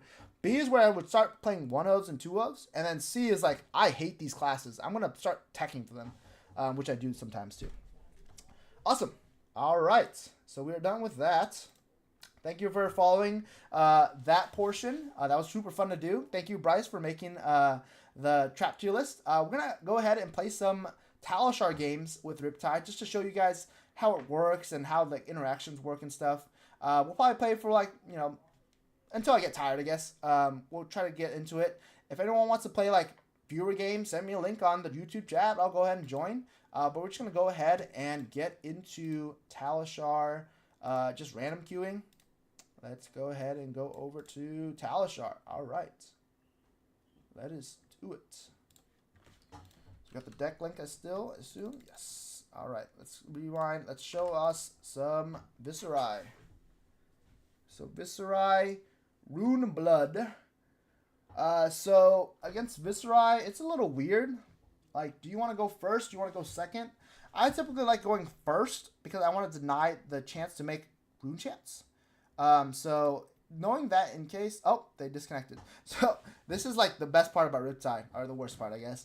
A lot of times when you join random games like this, they'll just quit because they're like, I don't want to play against Riptide. So it's pretty funny. It's pretty hard to get a game in on Talishar. But yeah, let's keep trying, I guess. We gotta go back.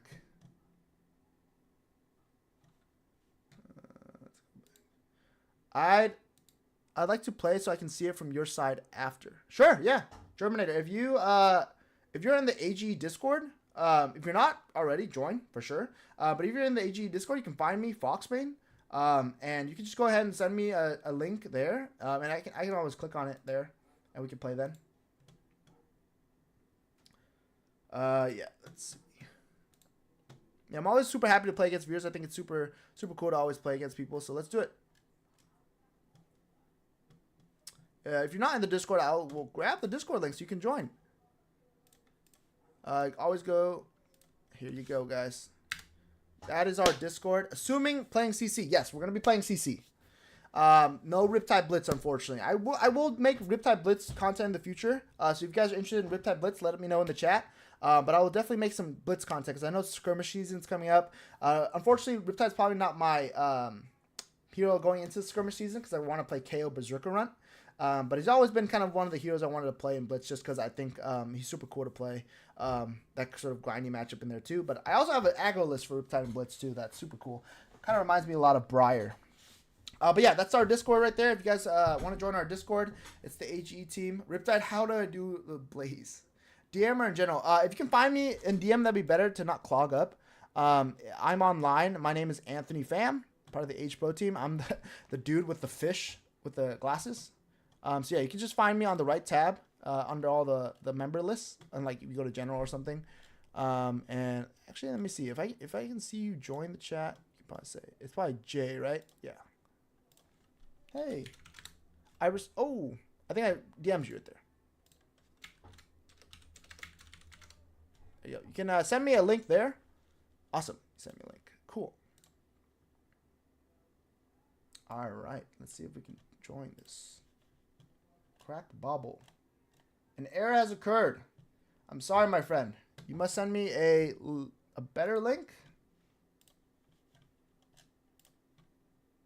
Yeah, if you want to make another one, I can also make one here, and then that's Discord. I can also make one, and we can you can join it. Let's see. Let's grab my Riptide deck list.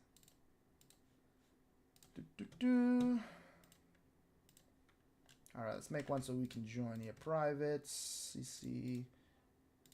Yeah, deck, not single player. Okay. Yeah, I'll send you one, my friend. If anyone wants to play games after 2, I'll play with all of you. It's okay. I'll go ahead and send you a game there. If you want to join that one, check it out, see if it works. All right, you try. Yep, I got you. All right, so we're gonna be playing against Azalea. Sweet. It's a good tester to see if we can try to win this one. Do you want to enable chat? Of course. Let's see. Anyone else say anything? Riptide, how do I deal with Blaze? You do not, unfortunately. Blaze will probably kill you. Anytime Arcane happens against Riptide, it's really bad.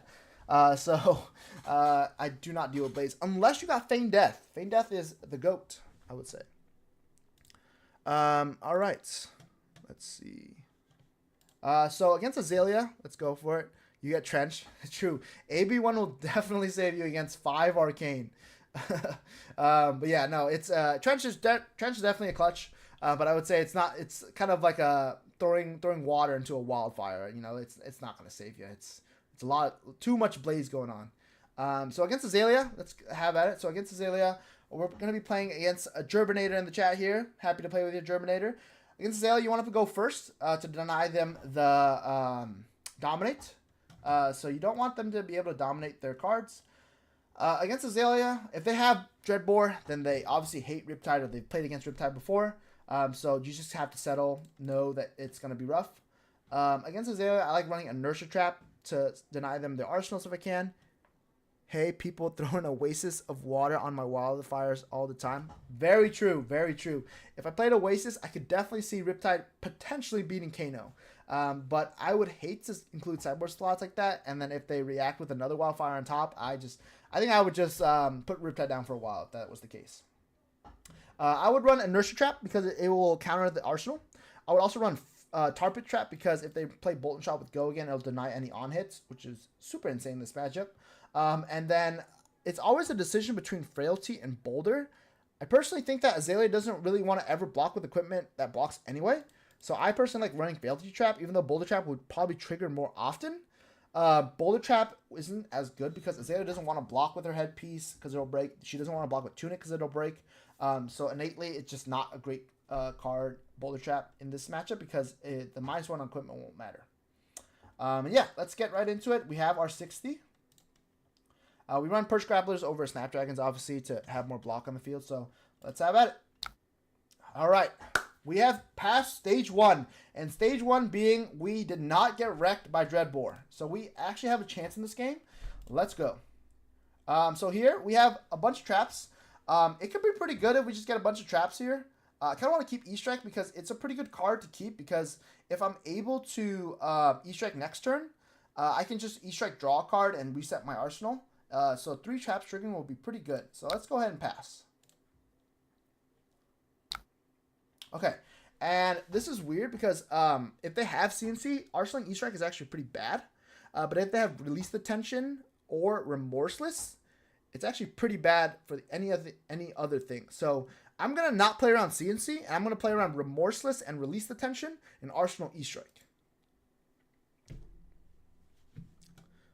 Hopefully Germinator is not watching me every move and just has CNC waiting there. But let's see how it goes. If anyone wants to play after, I'm always down to play viewer games too. So if you want, just join the AG Discord. I posted it earlier and send me a DM saying that you want to play. I'll make sure to get everyone in here and we'll have some fun. All right, looks like he's going for the turn 0 dominate.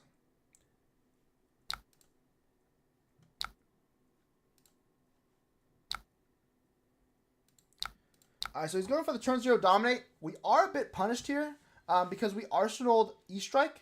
That means we can't go ahead and swing with E-Strike here, unfortunately, because we didn't play around it very well.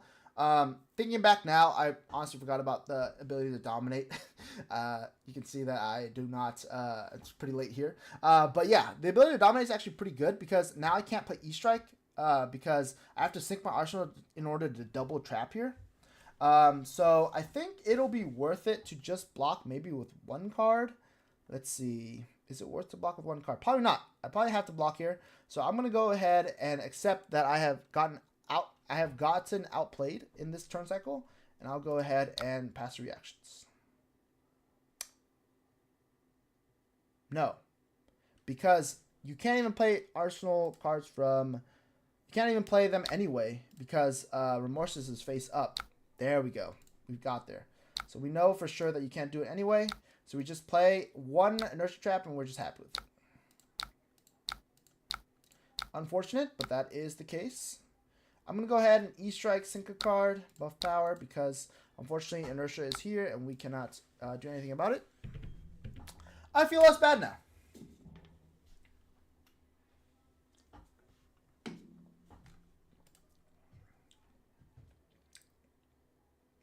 I was like, oh, I got outplayed. I should have arsenaled the trap, but he played Remorseless face up anyway. So, pretty good on him.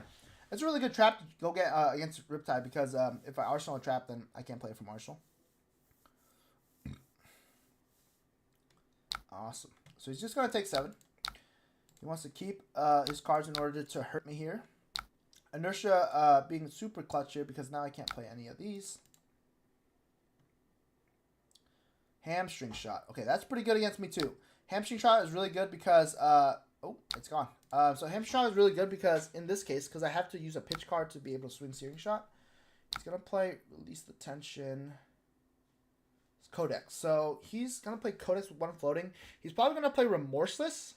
So I can actually respond here with searing shot and be okay and not discard because I don't want to get E-Strike. So I'm actually going to respond here. And block and play Sigil, and then Arsenal Searing Shot to prevent the discard effect.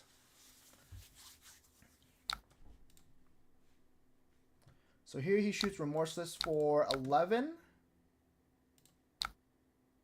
And I think I'll be okay. I'm actually kind of happy to keep the Tarp here. I think. Just because it doesn't trigger... so we'll go ahead and take the damage, unfortunately. We'll keep the tar pit for our defensive turn, just to have another trap in arsenal. We'll be happy to swing Searing Shot for 3 here. 4 if he takes the damage. You play Riptide often or such. Do you find him just enjoyable or good in certain scenarios? So I play Riptide probably the most out of every hero in Flesh and Blood. He is kind of my favorite deck since his release. So I play him pretty often. I play him for locals. I play him for basically any tournament I think he's good at as well. And he's really fun. Like he attacks the game on a different axis than other heroes, which I think is super cool because the heroes in Flesh and Blood kind of all do the same thing. They're trying to hurt you on their turn and defend on their turn to kind of hurt you again. So it kind of gets repetitive if you're playing this sort of cycle. Illusionist can break out of this mold, obviously with board state, and Wizard can obviously very much so break out of this kind of norm. But Riptide also breaks out of this norm because he's attacking you on offense and also attacking you on defense, which is super cool. I have a casual Riptide deck that I keep together that I use as a loner deck. That's awesome, man. Loner decks are super cool, super necessary in the community just to help out with people that want to play. I'm going to make sure I know what's going on right now. Remorseless face up again, I think, off Knock the Death Whistle. Yeah. So, Gerbinator actually playing this matchup super well here. He's shooting Remorseless over and over with Dominate, and I just can't force reactions out of Arsenal here. I can't react out of Arsenal here, so it's pretty tough. I think I'm actually pretty content playing Warmongers to kind of stem the bleeding here. So I'm actually going to block with Endless Arrow, play Warmongers, and then use my pitch to block the Blood Rot. So pretty bad turn from us. We don't really have much to do, but we kind of have to mitigate the bleeding here. Does a lot of fun stuff. Go pew pew. Very true. Have some strong defensive options. Also MTG, Magic the Gathering, Intuition. Plan for the worst.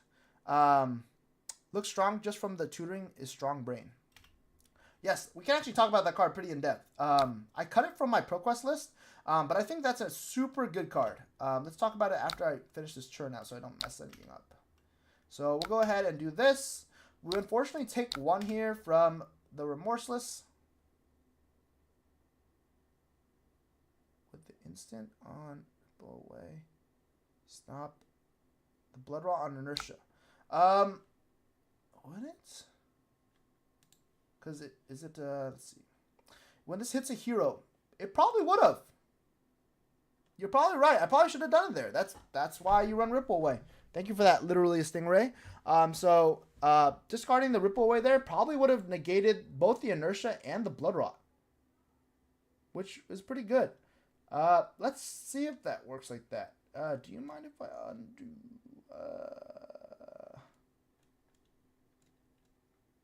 I'm just going to do this one. Oh, what? There was one up there. Can I undo? So yeah, let's try that interaction out. I think that's actually a really good choice. Literally a Stingray. I didn't even think about that. But that's a pretty good play. I was just thinking I was going to use Ripple Away to pay for the Blood Rot and get be happy with the Tar Pit Trap being gone. But that's a really good play. Let's see if it works. I think how the ruling works is that should work. But let's confirm. And Talishar being the normal with that, huh? Hopefully Talishar has it coded. It usually does, so. Feels like you have Aggro Riptide that skirts reloading. Trap-centric with 2 expansion slot blues so far to support it, plus Aim Tide. There is a lot of ways to play Riptide, which is super cool. There's so many different varieties of variations of Riptide that it actually works in Riptide's favor because you don't know what sort of deck you're playing against. So if you sit down against Riptide, you don't know if he's mid-range, you don't know if he's aggro. People have to hedge. So it's really cool. Going back to what you said about Plan for the Worst, I do love that card. I just didn't think it was worth it in my list because when I was let's discard when I was playing the deck, I didn't think the top decks cared about any of the blowout traps. Like Collapsing Trap is obviously very good into Aurora, but I didn't think it was insanely good because it doesn't really. How do I say it? It doesn't really blow her out because she has so many effects that are instant speed. So she can just play stuff in reaction to Collapsing Trap. And then Enigma has board, so it doesn't really matter. She's a board state hero, so Collapsing Trap doesn't matter and Buzzsaw doesn't really matter. So yeah, I didn't think the top 2 heroes would be blown out by those traps. I would definitely play those Plan for the Worst if KO was the best deck, because I think both Collapsing and Buzzsaw are blowout traps for that hero, against that hero. So I think Plan for the Worst is pretty good in that scenario, but I don't think it's good against the current meta. But I think it's a really good card. I would definitely run it. You also have to battle fatigue, especially in this sort of game plan where you have to battle fatigue. Having another non-attack action that doesn't do damage is really bad for your deck, obviously. So yeah. Also, shout out to literally a Stingray. You just saved me an inertia and whatever that was. So that was clutch, man. Ooh, nice, a pass. So we're gonna go ahead and swing CNC. And here we can also play for the Blood Rot. So that's really good. It looks like Germinator found all non-attack actions. Pitfall Trap versus Enigma is funny. It is the best trap against Enigma. Like if they don't have the extra pitch, they lose 2 health or they get pinged twice. So it's really, really insanely good.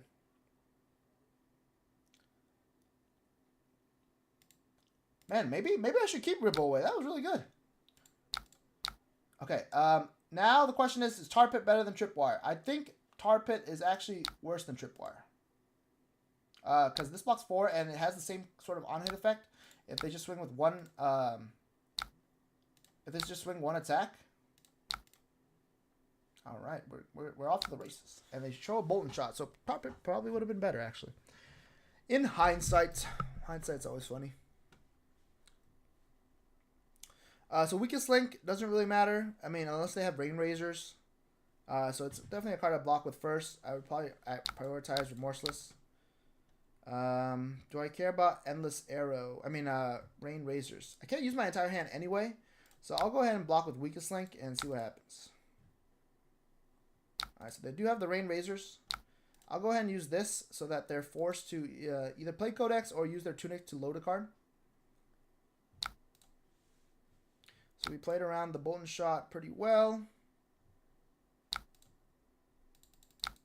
We could have also just thrown Tripwire Trap at it, and then it doesn't have the reload mechanic anyway. If they don't, wow, you drew pretty good. This is for 9. Okay. We kind of want to deny the Arsenal. I think this is fair. Let's just block out. So there was reason to just go ahead and block with Tripwire Trap because he wouldn't get the on-hit anyway. So that was also a consideration. But yeah, you can do different things. I think I just wanted to play it safe there. Let's see. He's going to play Inertia. All right, this is for 8. This is pretty good. I will block 8. Let's go ahead and block with this. If he has another Rain Razors, then we definitely didn't play around it very well. But I think prioritizing the Codex play here is pretty good. Just because getting another Arsenal with Ponder and then also giving him a Frailty Trap is pretty debilitating. He's probably considering, they're probably considering giving Snapdragon Scalers here in order to get Go again and play something else. They already activated Death Dealer, so this would either be a Codex or a Bullseye Bracers play. Bullseye Bracers it is. Sending 5 here. I could block this, or I could let them hit. What are the chances they have a 0 cost, you know? So I'm just going to let it hit, see what happens. And it's Endless Arrow. Okay, cool. So it is Endless Arrow. We're going to go ahead and block here, unfortunately, and deny the value. Do we have a 0 cost? We do have a Searing Shot. So let's go ahead and block here, deny the value, and force them to discard with Codex here. We'll go ahead and get a Searing Shot. So far, Germinator has been playing this game super well. He's been extending the turns very well, doing a lot of damage, so it's pretty good. He's also going to get Endless Arrow. I'm going to shoot for 4 here. He discards Fire Sniping. I'll go ahead and get a Warmongers. Super happy with that Warmongers. If I can just block out and play Warmongers here, he does not have Snapdragon Scalers, so it's going to be pretty tough for him to get around Warmongers now. And he has no... or they have no Long Draw Half Glove either. So if they don't Arsenal attack, it's going to be pretty rough. That's what I love about this Riptide deck. It blocks really well. It's mostly all 3 blocks, so you can actually stall out the game pretty hard if you wanted to and just play slower. And then really turn up the gas after you hit him with some debilitating effects. Read the glide path. So they might go for a dominate effect here. They still do have a frailty, so it works in my favor. So this is for 12. I'm pretty happy with blocking 12 here. And just playing Warmongers. Just to reset the board state. Let's play Warmongers. So pretty good. They use a bunch of buffs there. I would choose War. They also chose War. And then now we have this hand. Spire Sniping. Yeah, Warmongers does do a nice job of swinging this back. Yeah, it does. Unfortunately, I didn't draw a really good hand to kind of disrupt. But we do have double Frailty Trap, so we can probably save a Frailty Trap for later here. Yeah, I really like Warmongers in this deck. It doesn't get hit really hard by it either. And it only swings for 3. So I think I'm going to swing Ripple away just to do damage. And we'll block with Frailty Trap. Double take aim is nasty.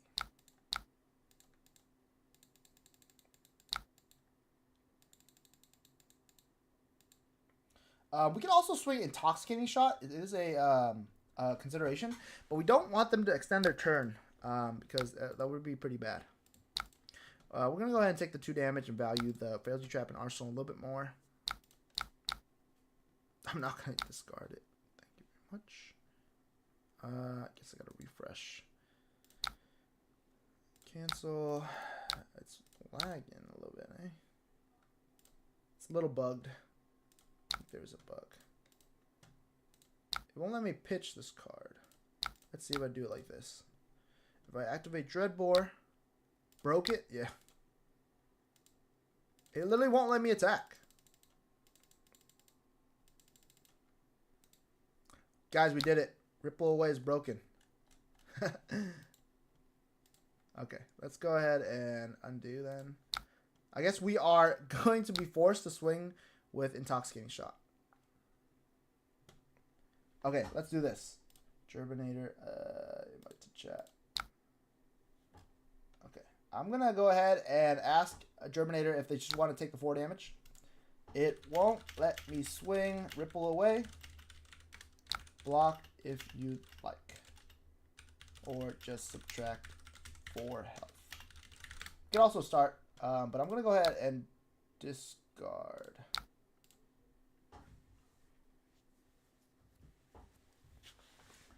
Revert to start of turn. Maybe that'll fix it. Yeah, my entire set. Yeah. Yes. Just manual mode. Subtract health if you need to. Yeah. We'll go ahead and just pass. So we'll see if they end up choosing to take the damage or not. It looks like they didn't, so maybe they just take. Maybe they just took 4 there. We have a pretty good turn here. We have Buzzsaw Trap. Pretty insane.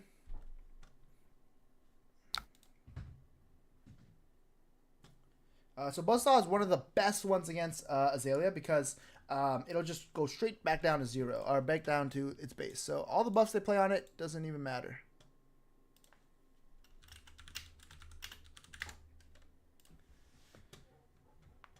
All right. So they ended up taking it. So maybe we can manual mode this right here. Let's see. Enable manual mode. Bonk.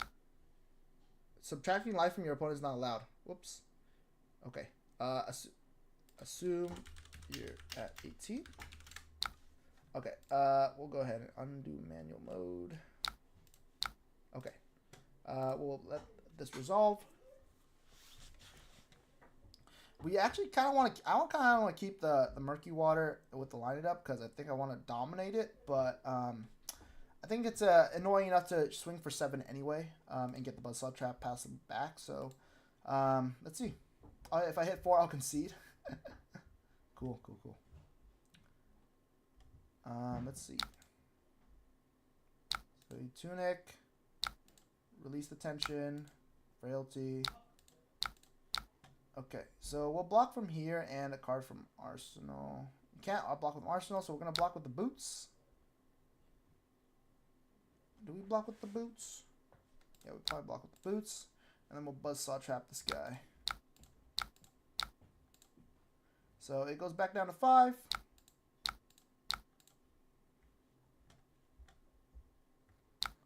Yeah, we could also not block with the boots and then went ahead and just like block with murky water. But I kind of want to keep a murky water just in case. So I think it's kind of like a huge matchup between where we can keep recurring this buzzsaw. If we can keep trying to force this buzzsaw through, it's just game winning. Minus sad face indeed. Another fix would be to add hashtag for an attack for your hand. Okay, a lot of fix for Talishar. Thank you for all the tech support in there. All right, let's do this. All right, don't tell them, but I got a nursery trap. All right, we also have a collapsing trap here, which would be super good if they swing a Bolton shot. So let's see if they extend their turn.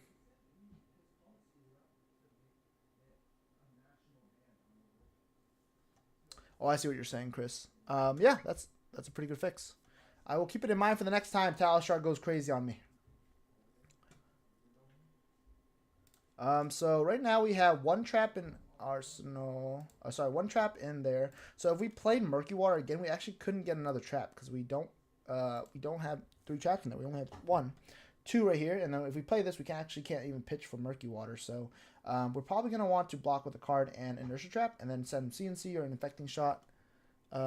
Wizard World, the instant minus discard this. Amp ones, they act funky. Yeah, that's very true. Talishar is a little weird one. Take aim. They're gonna reload here. See what they reload here. They actually resolve Death Dealer, Infecting Shot. Okay, cool. Ooh, that's a good trap. So 11's really good. I mean, I think I just take 5, go to 6, send CNC. Like, that's probably the best, and we keep the Inertia Trap because they had to release the tension again. It's pretty unfortunate, but, I mean, what can we do? We have to threaten their arsenal here. So, they're technically at 10. So, this CNC is going to be pretty good.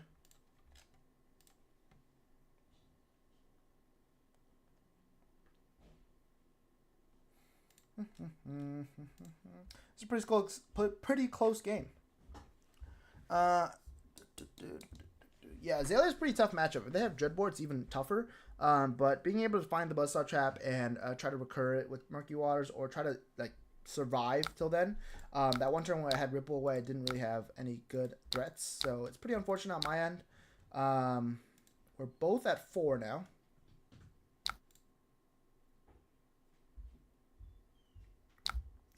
Remorseless is tough. So Remorseless is really tough because Remorseless doesn't allow me to swing. Doesn't allow me to swing with Arsenal traps. Okay, so he's really doing well with these. We're just going to be content with blocking again. All right, let's see what they got. Hopefully they're out of Release the Tensions, which I think they should be. 1, 2. They have 1 more, I think. They have 1 Remorseless, 2 Remorseless, 3 Remorseless. So they just have 1 Release the Tension left.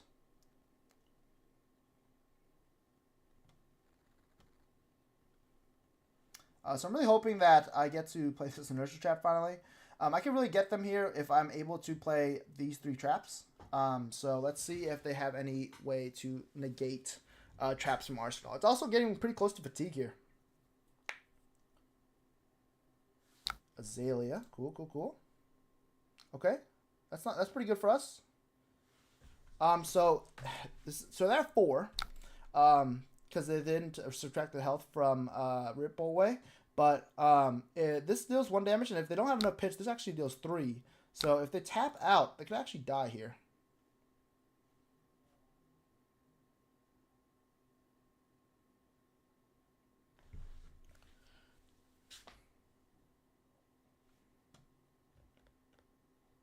This is a pretty cool game. It's really close to the wire. Oh, nice. Okay, so we're going to get a bunch of stuff here. So we kind of want to block out. I don't want to die, obviously. So let's block with, this is not dominated either. So let's block with Remorseless. And then we will go ahead and react. We'll do Inertia, which will trigger. And then we'll do Tar Pit, which will also trigger.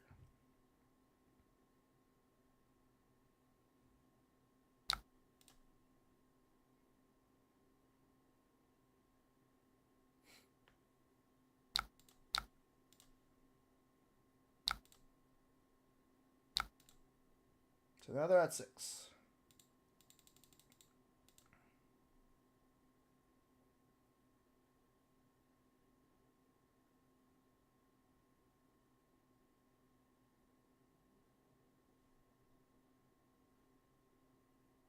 Memorial Ground.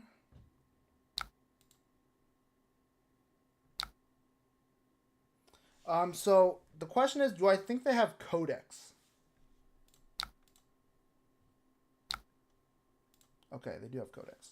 So here I win because I'm able to block out super well here and Pitfall to trap them to death. So yeah, so they were at 4. They take enough damage to go down. Unfortunately, we couldn't represent the health state well enough, but they were at 4 and they went down there. GG's, well played. Definitely, they were able to kind of mix together the release tensions and the remorses really well, but I definitely found some ways to kind of maneuver around that. The ripple away play was actually really clutch, literally, Stingray. It definitely negated both the inertia and the blood rot, so that was a super, super clutch play. Yeah, GG's Germinator. We'll go ahead and try to get some solo queue in more, unless someone else wants to get in there. Try to kind of spread the love and see if we can get some more matchup diversity as well. If anyone wants to play in the chat, we just played against Azalea, so if you have another deck that you wanted to play, let me know. We can definitely get in there and try to get a game together. If not, we'll go ahead and continue our solo queue grind. Go ahead and grab the deck again. And get back to Talishore. Alright, I have a bunch of Aurora here. Let's see if we can get an Aurora game in.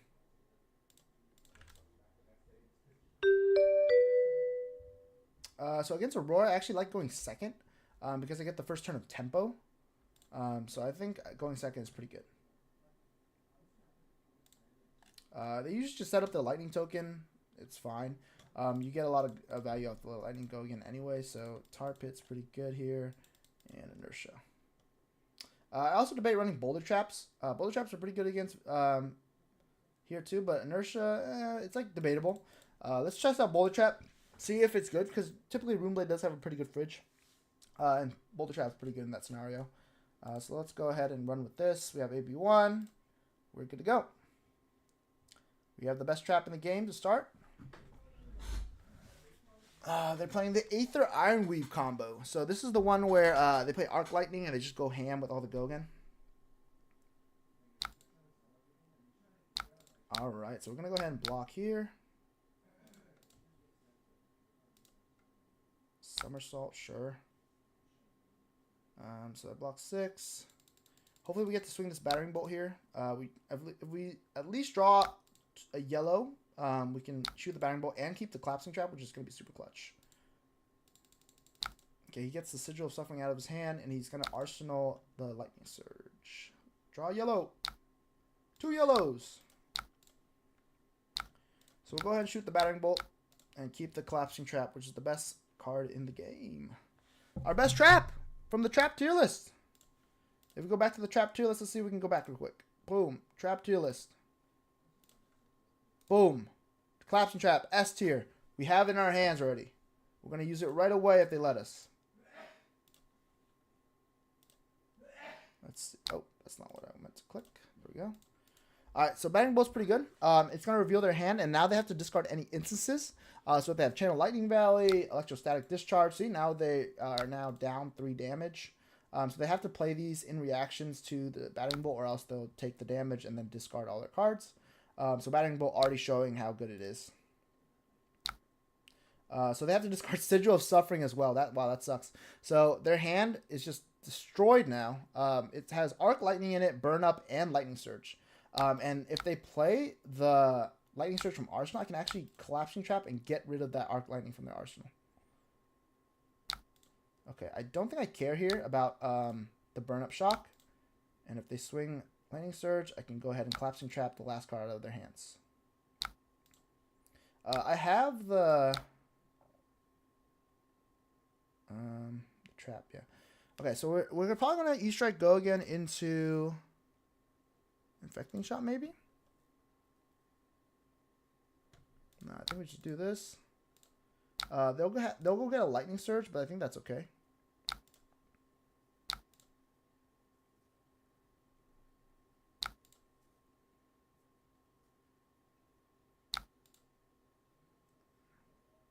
Wait, what?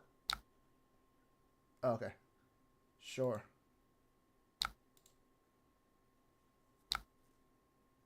Wait, what? Oh, did we go back? What happened?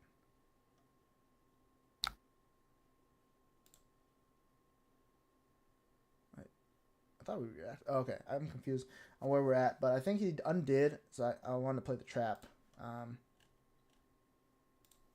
it's awkward. Yeah, I still want to play the trap, even if he uses the lightning token. I mean, it's good for me to deny it. Sorry. Let's go to the start of this turn. Yeah, my fault. My fault on that, King.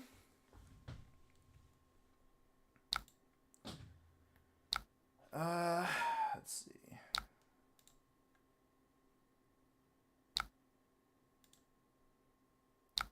My fault on that, King. So we do this. He can react if he wants. He can react now. Okay, so Arc Lightning is pitched. That's pretty good anyway. Like, even if it got, it essentially did the same thing. It got it out of his hands. So now we are left to be able to do all this stuff. So Lightning Surge is in his arsenal. We don't really want to give him a Lightning Surge. We could. We could E-Strike into Infecting Shot if we wanted to. Don't have a 0 cost, which kind of sucks. I kind of want to do the Sigil play. I'll go ahead and play Sigil, and then E-Strike him.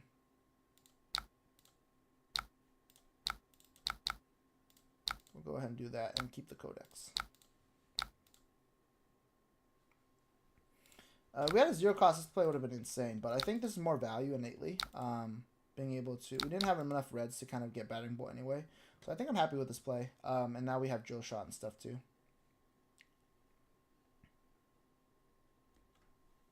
Yeah, you always want to play your sigils if you can.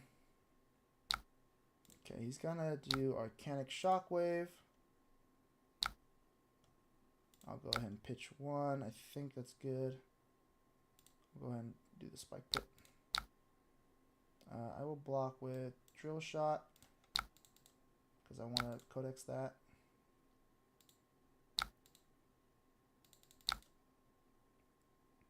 So he still hasn't played a Lightning card. He's going to reveal Current Funnel again. We'll block with Endless this time.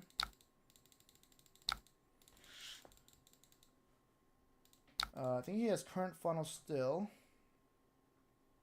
So we're going to take that.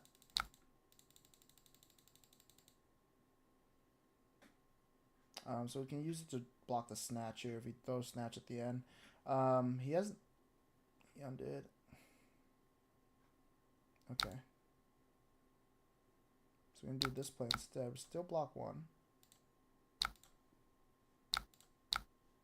We don't block this. And then he's probably going to Arsenal here, which is cool with me because now I get to keep a blue.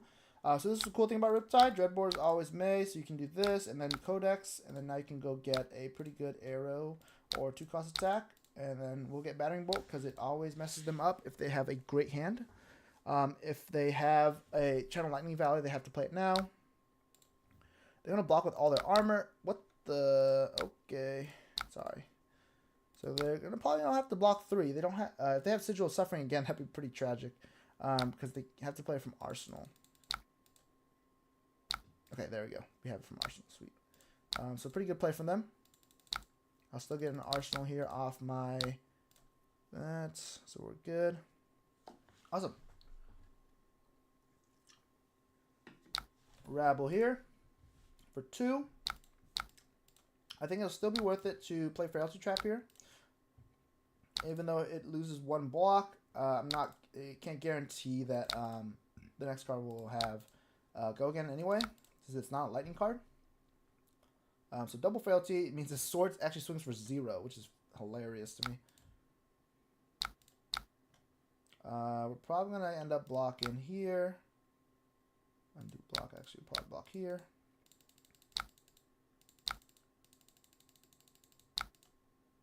He still has not played a lightning card. Mechanic Shockwave, Fuse with Current Funnel. So he's going to end up arsenaling Current Funnel here, which is okay with me. We'll block again. So here we're just happy and content with shooting our good old friend Battering Bolt.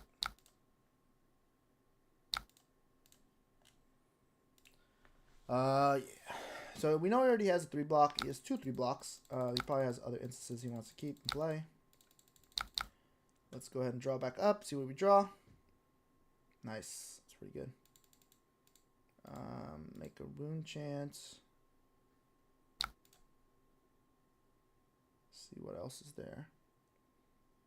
Second strike. Okay. So this is gonna be annoying. But it actually can be pretty good, because if I stop the damage.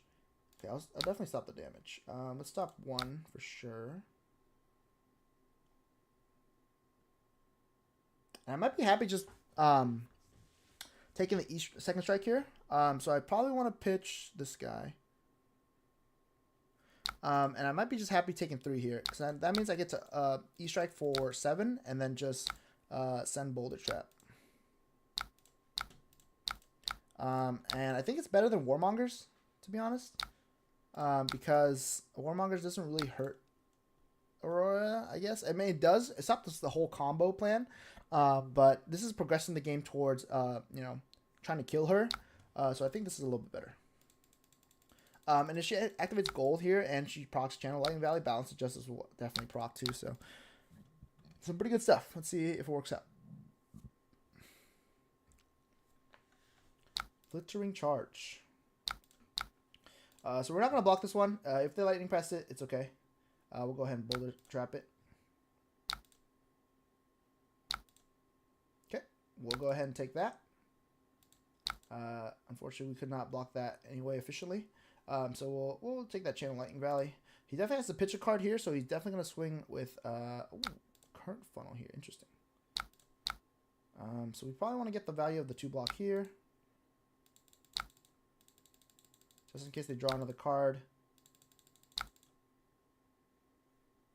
We're probably going to put this Boulder Trap target on Aether. We're going to put it on Aether. It doesn't matter, but I'm going to put it on Grasp just in case they want to use it. They can negate. We can negate the effect of the -1 or the block value if they want to use it on their turn. It can get pretty awkward. He's going to E-strike. Bonding me a card, buff power. So he's going to go ahead and buff power. This has go again from what? Oh, Current Funnel. I see. So we can block pretty efficiently here. Let's do this and block Boulder Trap.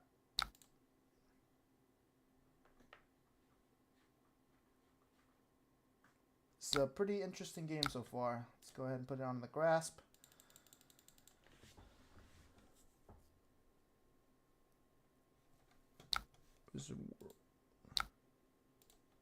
All right, they're going to end their turn. So their Lightning Valley actually goes away.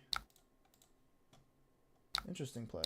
I would have definitely swung the sword to keep Lightning Valley around, but I don't know what their hand context is. Remorses will definitely hurt here if they don't block. Remorses always hurts, right? I mean, like, if you don't just ignore this, you're going to take so much damage out of Aurora, especially if you play the Arc Lightning turn. You play the Arc Lightning turn, you play like 8 different cards, it's like 8 health. So it's pretty insane if they just take this. go ahead and block 1. So they're going to full send this turn. Remorses will be active, so that'll be a boon for me.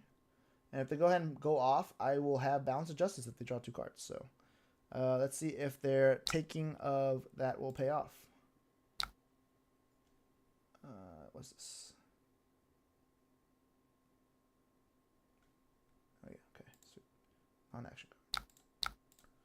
We'll have Sigil of Solace here to protect us.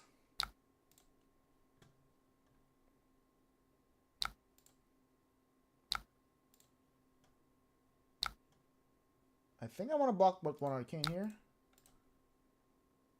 Just because I won't be able to load that back in. So we're going to go ahead and take 4 and see what happens. It would have been really risky for him to not... what's going on? Okay, Snatch. There's the boy. There's the nasty card. So Snatch doesn't have go again until you Snapdragons. And I do have the block here. I feel like it's okay if we let him draw a card because we want to be able to Murky Water. Or we just block like this. I think I'm okay with just blocking 3 here. Because even if he does the thing, I can always heal back up. Drawing the card doesn't necessarily always mean a good thing for him. Or them. Let's see. Okay. They can make a lightning token. Oh, they pinged me for 1. Okay, sure. I will block 1. Okay. We heal back up. We pitch the Ripple away. We play the Murky Water. And this swings in for 7. 7 big ones. And we obviously have some good traps in here. We have the Collapsing Trap, obviously. They can't just ignore this. If they just take this, they go to 1, my trap will definitely trigger. Being Frailty, Inertia, and this. So we have 3 traps exactly. They have to be very careful to play around all 3. Which is pretty impossible if you're playing Aurora, right? Like, you have to give... Yeah, you're going to have to do go again. Or +1. So let's go ahead and see what they do. They're going to go ahead and take it, which is not the play if you want to probably win this game. You probably want to block. I would suggest throwing some block in front of this.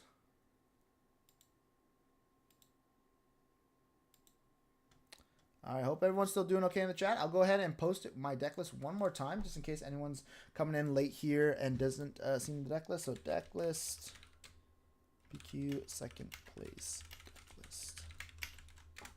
All right, just in case anyone wants to see what we got going on over here and what we're playing right now. This is the list that I took second at the PQ with. So I'm just playing this right now, jamming out some games. Probably got like one more in me after this one. It's been a super fun stream. Doing all sorts of funny shenanigans like the trap tier list, talking about the deck list as well. But yeah, I guess he is frozen in time and not knowing what to do. Alright, so we get the trap value. We'll go ahead and do this. We get our good old boy, the collapsing. Once again, he shows up. Collapsing trap. If we go back to our scene here, our browser, we can see that we made a tier list earlier for traps. And look at who is number 1. Collapsing trap. And guess what we have in our arsenal, folks? We have good old collapsing trap. Unfortunately, it will not matter here. We'll keep it, though. I'm going to block with a frailty trap.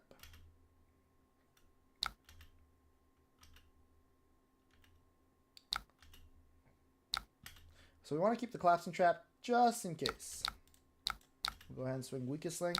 This one's also really good against Aurora. If they have any instances, it'll make him discard one. Yeah, just a good attack. At this point, they're at 7. Any attack I throw will be pretty debilitating just because it'll put them at a pretty low life point. And if they decide to go off, collapsing trap will be there to save me. I can also use my quiver here. To get more attacks back in, which is probably what I'll do if they end up blocking out. Yep, we'll go ahead and block out there. I'll go ahead and quiver then. We'll bring back Infecting Shot, which is always good. Murky Water and this. Actually, we'll bring back Endless. The three heads of Mount Rushmore for arrows there. Snatch. Okay, that's a pretty good card. Let's see. What do we got going on here? I think we're just content with swinging CNC. I mean, there's not really any rush for me to do anything. If they're just going to keep blocking out, I'm happy with that. I have another debilitating effect, so I'm just happy swinging with on-hits over and over.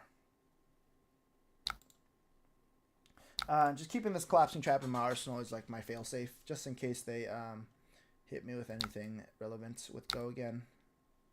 Okay, pretty good. Here comes the E-Strike to bring them back, which is awesome for him. We'll go ahead and end turn.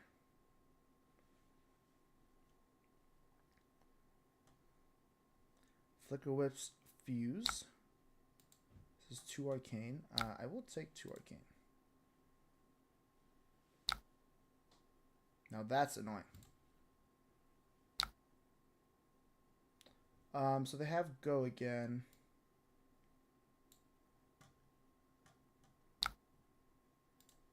So we're going to take some Arcane here, unfortunately. We could pitch this, but I think it's more important that we Arsenal Pitfall after this. So if they swing Starfall, draw a card, sure.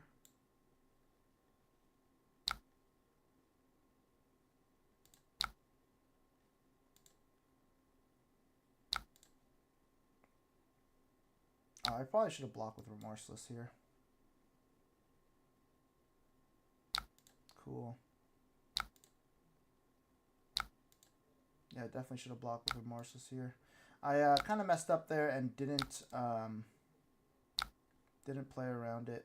We'll block 1 now. So Remorseless will be better for sure.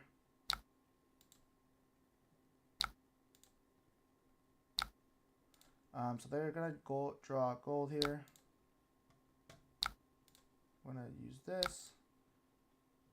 All right, so we will definitely block 1.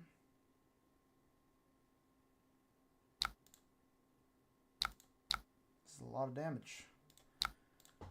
This is Flicker Wisp at its finest here. This is a lot of damage. So if you found a 0-cost attack, it's gonna be pretty annoying. Oof, that's pretty good. So we're gonna go ahead and take 4, unfortunately, and 2 more. So we're gonna go down to 2. That's a really good turn from Aurora. Wow, that's a really good turn. But we're gonna threaten a Battering Bolt here, which is always super good. And then if he can't play Sigil of Suffering either, so this is a really good on hit here.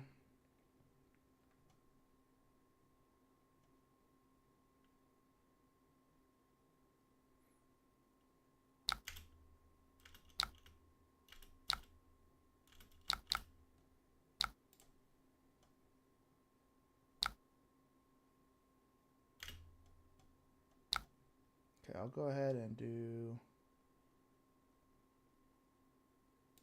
one draw half glove. We'll do this and this. And then we'll keep Buzzsaw Trap in our arsenal just in case.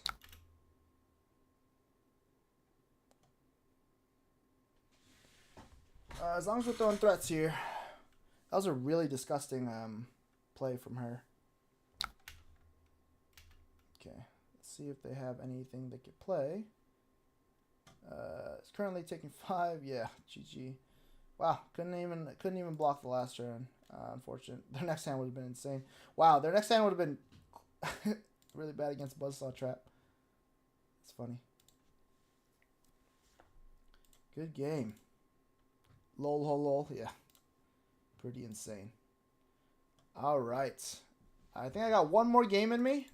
Let's go ahead and end it on a good note and try to get one more game in. Oh, this is a fun matchup here. Victor Goldmane. So I actually really like this matchup because it's super grindy. I think it's definitely Victor favored. But let's try it out. Let's see who wins. So I think we'll run this. I think we just run everything, unfortunately. Just because Victor can really grind us out there. Unfortunately, we're not going to run. We can't run Poison the Wall because we don't know anything about his deck. If we run a no block, it's going to be pretty bad. Fat Deckham, hey dog. Thank you, man. Of course I will. All right, so he's got the Millie's Grindstone. He's got Tunic, which means that he probably has CNC Pummel like every other range, every other person that plays this deck. I'll go ahead and do this and just pass. I'm gonna filter an Endless Arrow to the bottom. That's a pretty good start. So he's gonna start off with just swinging Disable, which is always really good. I'm going to block with... so Endless Arrow is pretty key in trying to win this game. I'm going to go ahead and... I have to clear my arsenal. So we're going to play this Inertia Trap. We're probably also going to play Tar Pit Trap because it's not a trap that triggers a lot in this matchup. And we're probably going to keep Remorseless to avoid the defense reaction. So we'll actually block 9 here. Unfortunately, it was not a buffed attack or anything, so no traps trigger. But we're going to block 9. He went a clean 60, so there is a chance that we could fatigue him if we play our cards right. We're going to go ahead and shoot the Remorseless. No defense reactions at all because of Remorseless effect. We could also win some clashes. You never know. We have some 6 power attacks in there. I used to also run Barraging Braunhide. I know Bryce is a huge fan of that card. That used to win me some clashes, but unfortunately we are limited to our 6 power units here. Ooh, nice. Okay, buff power. Awesome. So our hand isn't too good, unfortunately. We're going to have to just Arsenal a card. And I'd rather Arsenal... I'm going to have to take a damage here, but in the end we're trading, so it's pretty good for me. Do this, and we'll do this. Acro River says, "Sup, Anthony." Hello, Acro River. Unfortunately, I don't know who you are by your IGN, but it is nice to see you in the chat. How's it going, man? I'm going to go ahead and pitch this Battering Bolt for late game. Austin. Oh, dude, what's up? How's it going, dude? Nice to see you on stream. No gel hair debuff. Yeah, I don't have any gel in my hair right now. I'm just going old school. No gel. Got too lazy to do it today.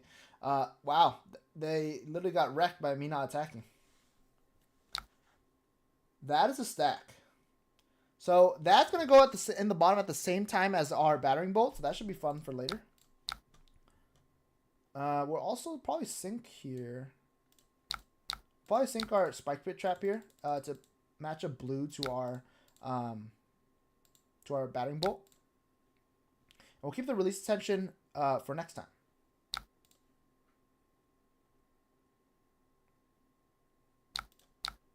Buff. So here you can use his challenges and stuff. Shifty Prince, what's up? Nice to meet you too, for Shifty Prince. Unfortunately, I don't know a lot of people's names due to their IGNs, but nice to see you in the chat too, Shifty Prince. Thanks for stopping by and watching, man. Watching some Riptide gameplay. If we beat a Victor to end the night, this deck is truly just broken. Don't play CNC, please. Oh, Golden Sun. Okay, okay. It's an overpower, which is okay. We're going to be able to play this and this, so the inertia will hurt pretty hard. I think Infecting is actually better than Remorseless in this case. So we're going to go ahead and block like this. After Victor, we go on to Kano, right? Who's Kano? I don't remember Kano. Oh, you're playing Kale? Oh, is this Kale McCreath? That's funny. Oh, yeah, it is Kale McCreath. That's funny. Let's see if we can beat Kale McCreath, guys. That would be fun. Let's see. Hey, no problem. Yeah. Shifty Prince. Thanks for stopping by, man. We win this clash. Okay, we lost that clash very hard. He sent my codex to the bottom as well.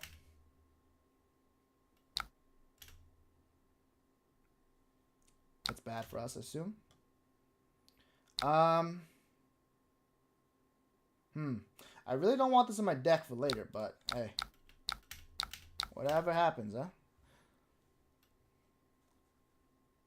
Stop trouncing. We won one! We're up tremendous. We should do like a counter for how many times I win.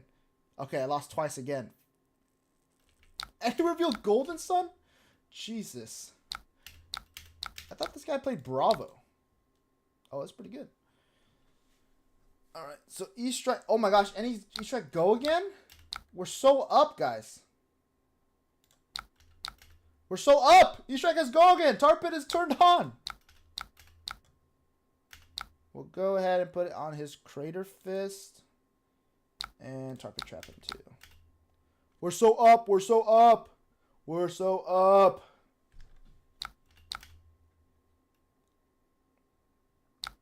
Alright, if he melee rocks me, it's okay. We win this clash. Shit. That's really bad.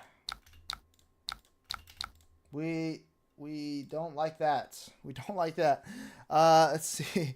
Alright, finished reviewing our game of Azalea vs. Riptide, and I had two big misses. Main one was I should have waited to play Memorial Ground until after I was done attacking to get you around Pitfall. Yeah, you definitely should have waited. I forgot to think about that one. Yeah, that's definitely true. Just keeping the pitch enable you to not get wrecked by that trap. Okay, let's see. Swinging at me again. So I think we're just happy blocking out here and playing Remembrance, which is okay. Sometimes you just gotta pass against Victor if you don't have a good hand, right? Are we okay with? We're just gonna Remembrance. Alright, let's see what we want to grab back. We probably want to grab back Battering Bolt.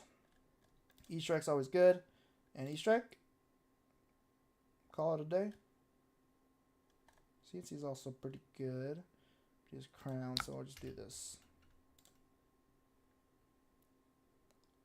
E-Strike for 5 go again. We'll go ahead and block with Murky here.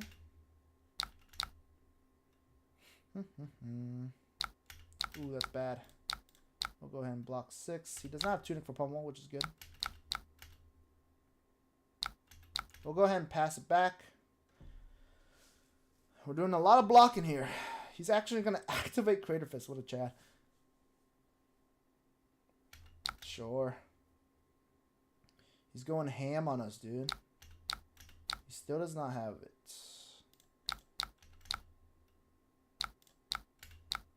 What? He activated Crater Fist. Is that Chad? He's such a Chad. Should have put back 6 powers with Remembrance to win clashes better. Smiley. Thank you, man. Thank you for that.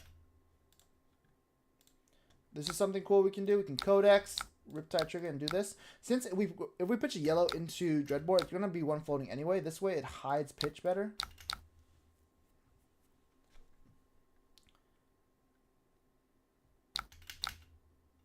Cool, cool, cool. Yes. Nice. Tunic. Choke Slam. Sure. I'm going to go ahead and block with these two. Miller's just messed up for this matchup. It's pretty good for him, but hopefully we can get there through sheer will and determination, you know?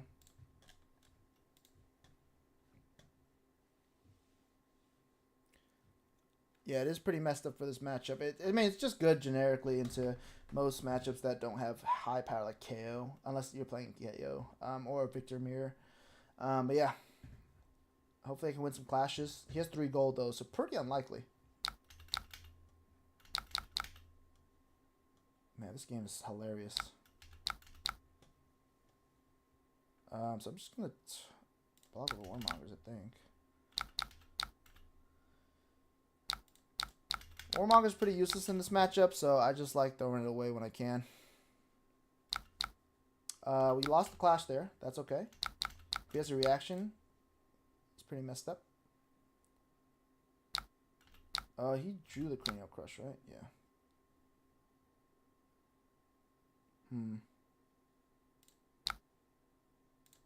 We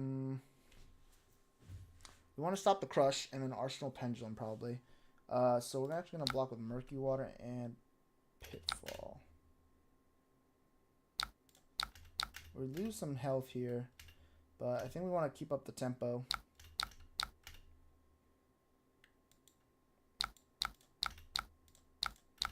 This way, if he has Tunic and Pummel, he wants to pummel something, he can always pummel it, and I have Pendulum Trap to counteract that.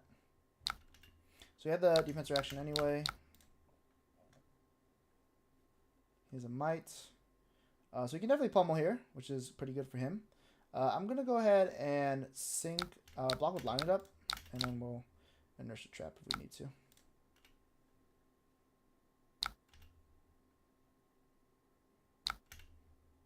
And if he has pummel, then we're good. Go ahead and activate Pendulum. So we take 6, but he also mills 2 cards. He has Overpower, which is pretty insane. The discard effect's pretty nuts. And we'll go down there. Okay, so he milled a Golden Sun and another Cranial Crush, which is great for us. We're pretty behind on health, but I think it'll be okay. So I want to Arsenal this next turn. I want to block with 2 cards here, and then also just swing. Okay, that's a pretty bad turn from him. I want to say block with Intoxicating and Frailty. Just because these traps are like just filler, just to block more cards with. So I don't really need this stuff. Actually, let's take it back. Let's take it back. I want to undo that. But do you mind if I undo? Sorry, my friend. I kind of want E-Strike go again into, let's see. Where the fuck is the... Can I undo? Your mic is so quiet. I'm sorry. I'm probably like leaning super far away from it. Yeah, it's my fault. Yes, I'm going to E-Strike go again into... So hopefully it's a little bit better when I lean closer to my mic. But yeah, I'm going to E-Strike go again into Searing Shot, I think is the play. Actually, I can't even do that. Because I need to be able to load this.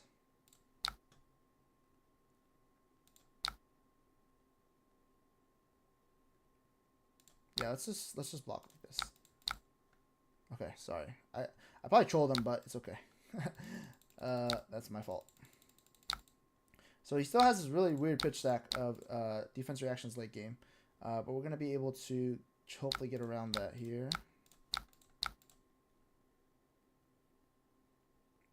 He's stacking up on mites, man. It's pretty scary. 1. Visit the Gold Main Estate. Another. Okay. So we do have armor and Tripwire Trap at least. Golden Sun is pretty bad here. Okay. So we definitely want to probably block here. If we can. We probably block with all of our armor to live a little bit more. There's the pummel. So that's fine. We can do this. So this is actually pretty good because we can do this. So now he has to pay or doesn't have an on hit. I'll do this as well. And then I'll load Infecting Shot so I don't have to discard it. And I'll play Sigil. So that's pretty good for us. So Riptide reload. And then I'll also play Sigil here. So we'll go back up to 619. And I think we take 4 in this exchange. And we don't have really any on hits. What do you discard? Macho Grande? Yeah. Okay, cool. That's one way to end the chain link. 19 to 15 block. That's hilarious. We'll go ahead and pass back. I think that's all his pummels too. 1, 2. No, he has 1 pummel left. He has 1 pummel left, and he has 1, 2, 3 Gold Main Estates gone. So now he's just a pummel gamer if he has it. We'll go ahead and block 6 if he has the sauce. Unfortunate. He's going to heave that quake.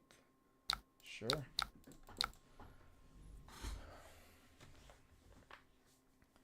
We'll go ahead and throw an Infecting Shot. So we're getting pretty low on cards here. I think waiting for the Sigil until after the Triple Arzal could have baited them into pitching for their on hit. That's true. That's true. Let's see. You do bring up a good point. I think the on hit was. Did they have how much do they have floating? I forget. I don't remember how much they had floating, but that is a good point. If that is a play they could have made.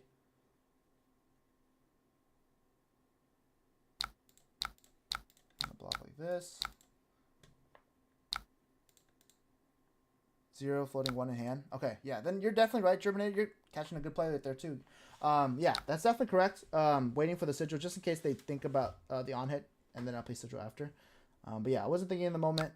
But that is definitely the correct play.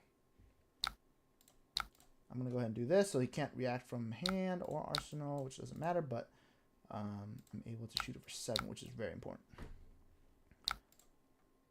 I'm learning a lot from chat. See? We're all getting better as a community for Riptide. This is awesome.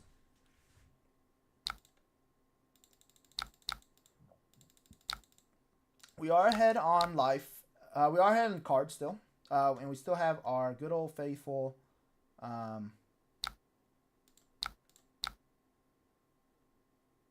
I think I kind of want to go aggressive here. Or we can just E-strike for 7. Block with 1 card, E-strike for 7. Actually, I'm going to take 4. Let's see what happens. They might have a sink below, you know? They do not have a sink below. Unfortunate. I'm going to go ahead. E-strike, go again.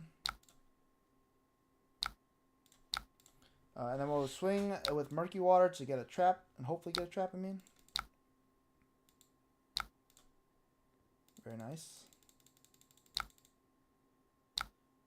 Oh, I had Quicken. That's Pog. I forgot about that. Dude, I'm trolling this game. Thank you, guys. You guys are so good. Let's draw a card.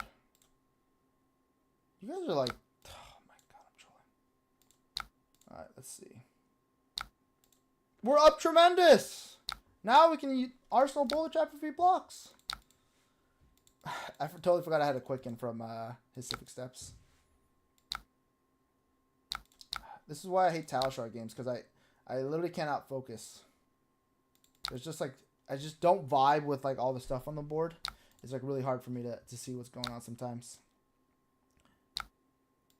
Whoa, that is up tremendous. We are up tremendous, dude. I feel bad because we're undoing a bunch, but we're up tremendous, so. He's going to block. All right, we do not forget about this one this time. We won! We lost. Unfortunate. Did they proc balance? Did they draw 2 cards? Oh, they sunk, right? Yeah, maybe. Can try to draw a card. Ooh, that's interesting. I was hoping to draw blue so that I can quiver, but I think that's not the play anymore. So go ahead and Arsenal.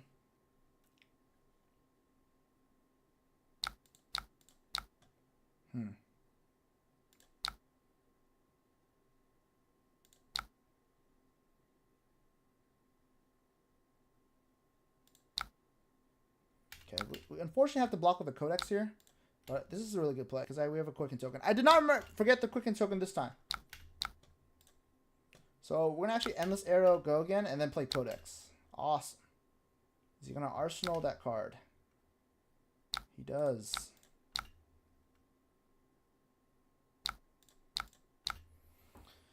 So this is 5, and then we get to do 6 after, which is awesome.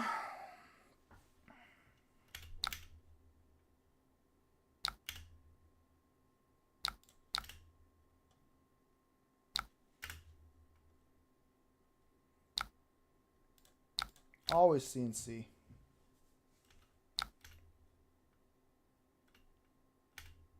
Okay, we have taken away some good blues out of their deck.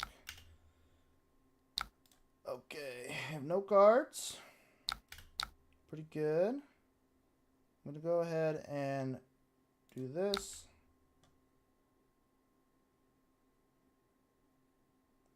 How much resource will I have floating?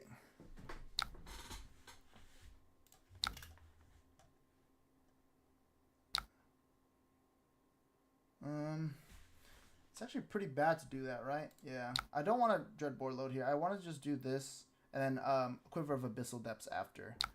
Because if I'm able to do that, I can Arsenal Target Trap and also Quiver. Sure. I'm going to go ahead and present a 7 here. Just going to take the damage. I'm going to go ahead and break the Quiver and get back some cards I need. Battering Bolt's good, Murky Water's good, Endless Arrow's good. Alright, and we Arsenal Target.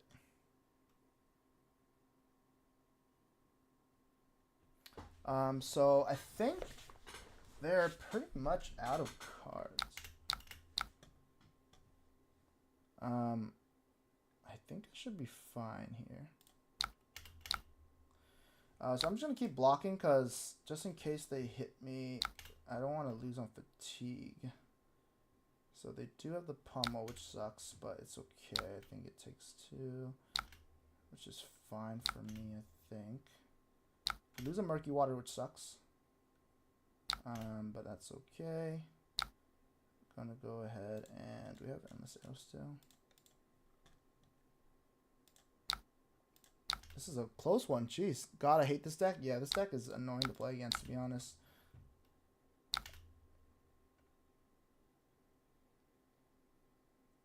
So we get the Endless Arrow here. It's pretty up big because they won't be able to shut down. So we do.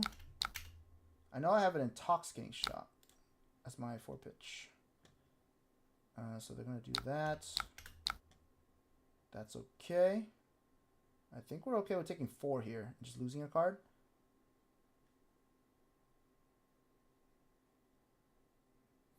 How do we get around this fatigue?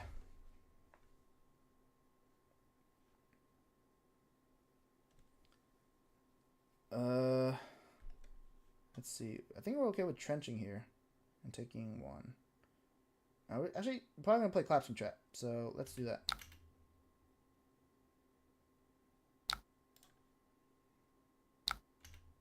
He only has 3 cards left. So I think this should be okay, because then what we'll do is we'll take 1, we'll mill, which sucks, but I should be okay if I do this. This. I should have probably actually blocked with my trench there. Good to know.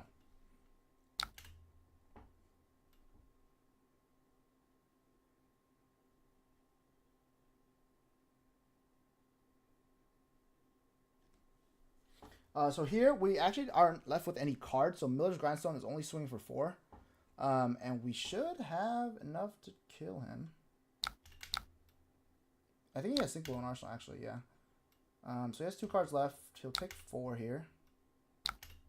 And let's see what he has in his hand. He has 2 Macho Gandhis left, so he can't play either of them, but he can Swing Hammer over and over. I think we're okay with that. So we'll take 4 here. This is unfortunate.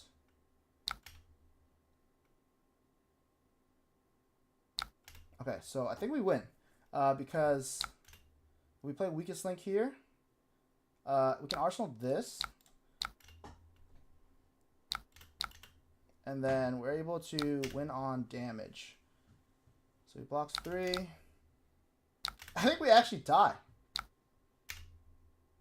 That's funny.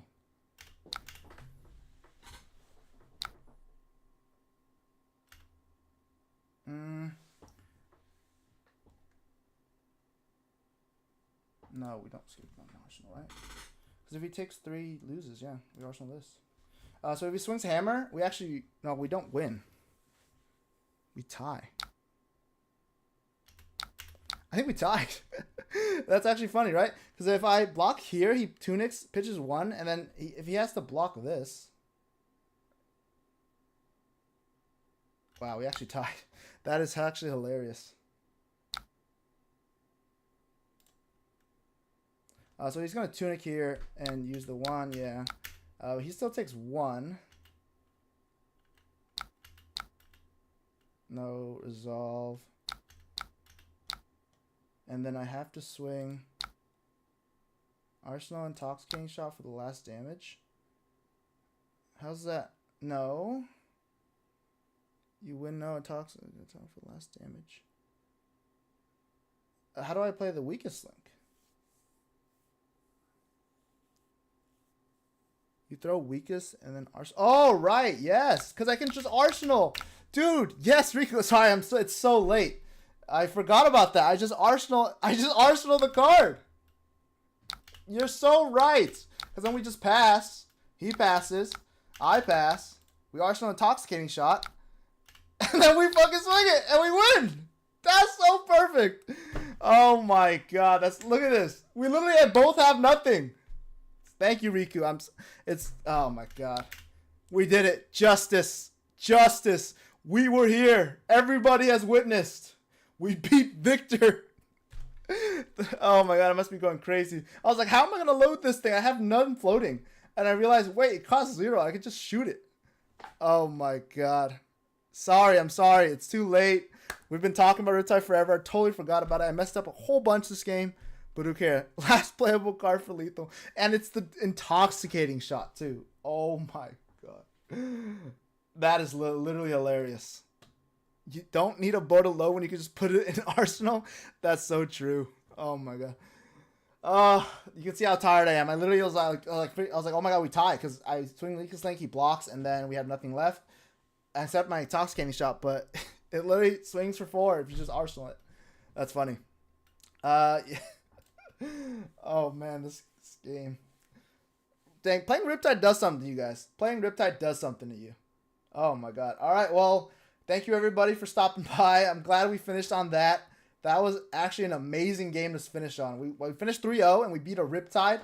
I think that was KL too, so that's pretty funny. And thank you for KL, if you're watching this, for letting me take back all that stuff. It was pretty bad on my end because I wasn't really keeping good attention, but yeah. It's not called Riptide. Yeah, we don't tie. Thank you, Andrew, for that note. Thanks for stopping by on the stream. Thank you to everyone that's stopping by on the stream. I'm going to catch up on messages real quick before we leave. Bryce, thank you for stopping by. Austin, obviously. Intoxicating Shot MVP. Thank you, Chris. Kano, the next stream. No, we're not playing Kano. We're not playing Kano. We're not ever playing against Kano. Never. Amazing. Yeah, all that stuff. Thank you guys for watching. Hopefully it was a fun stream, and hopefully we'll be back next week with some more content, whether it be Riptide or some other anti-hero deck. But I think that's going to be what I'm going to be focusing on, those like kind of lurkers of the deep, those heroes that you don't see too much often of.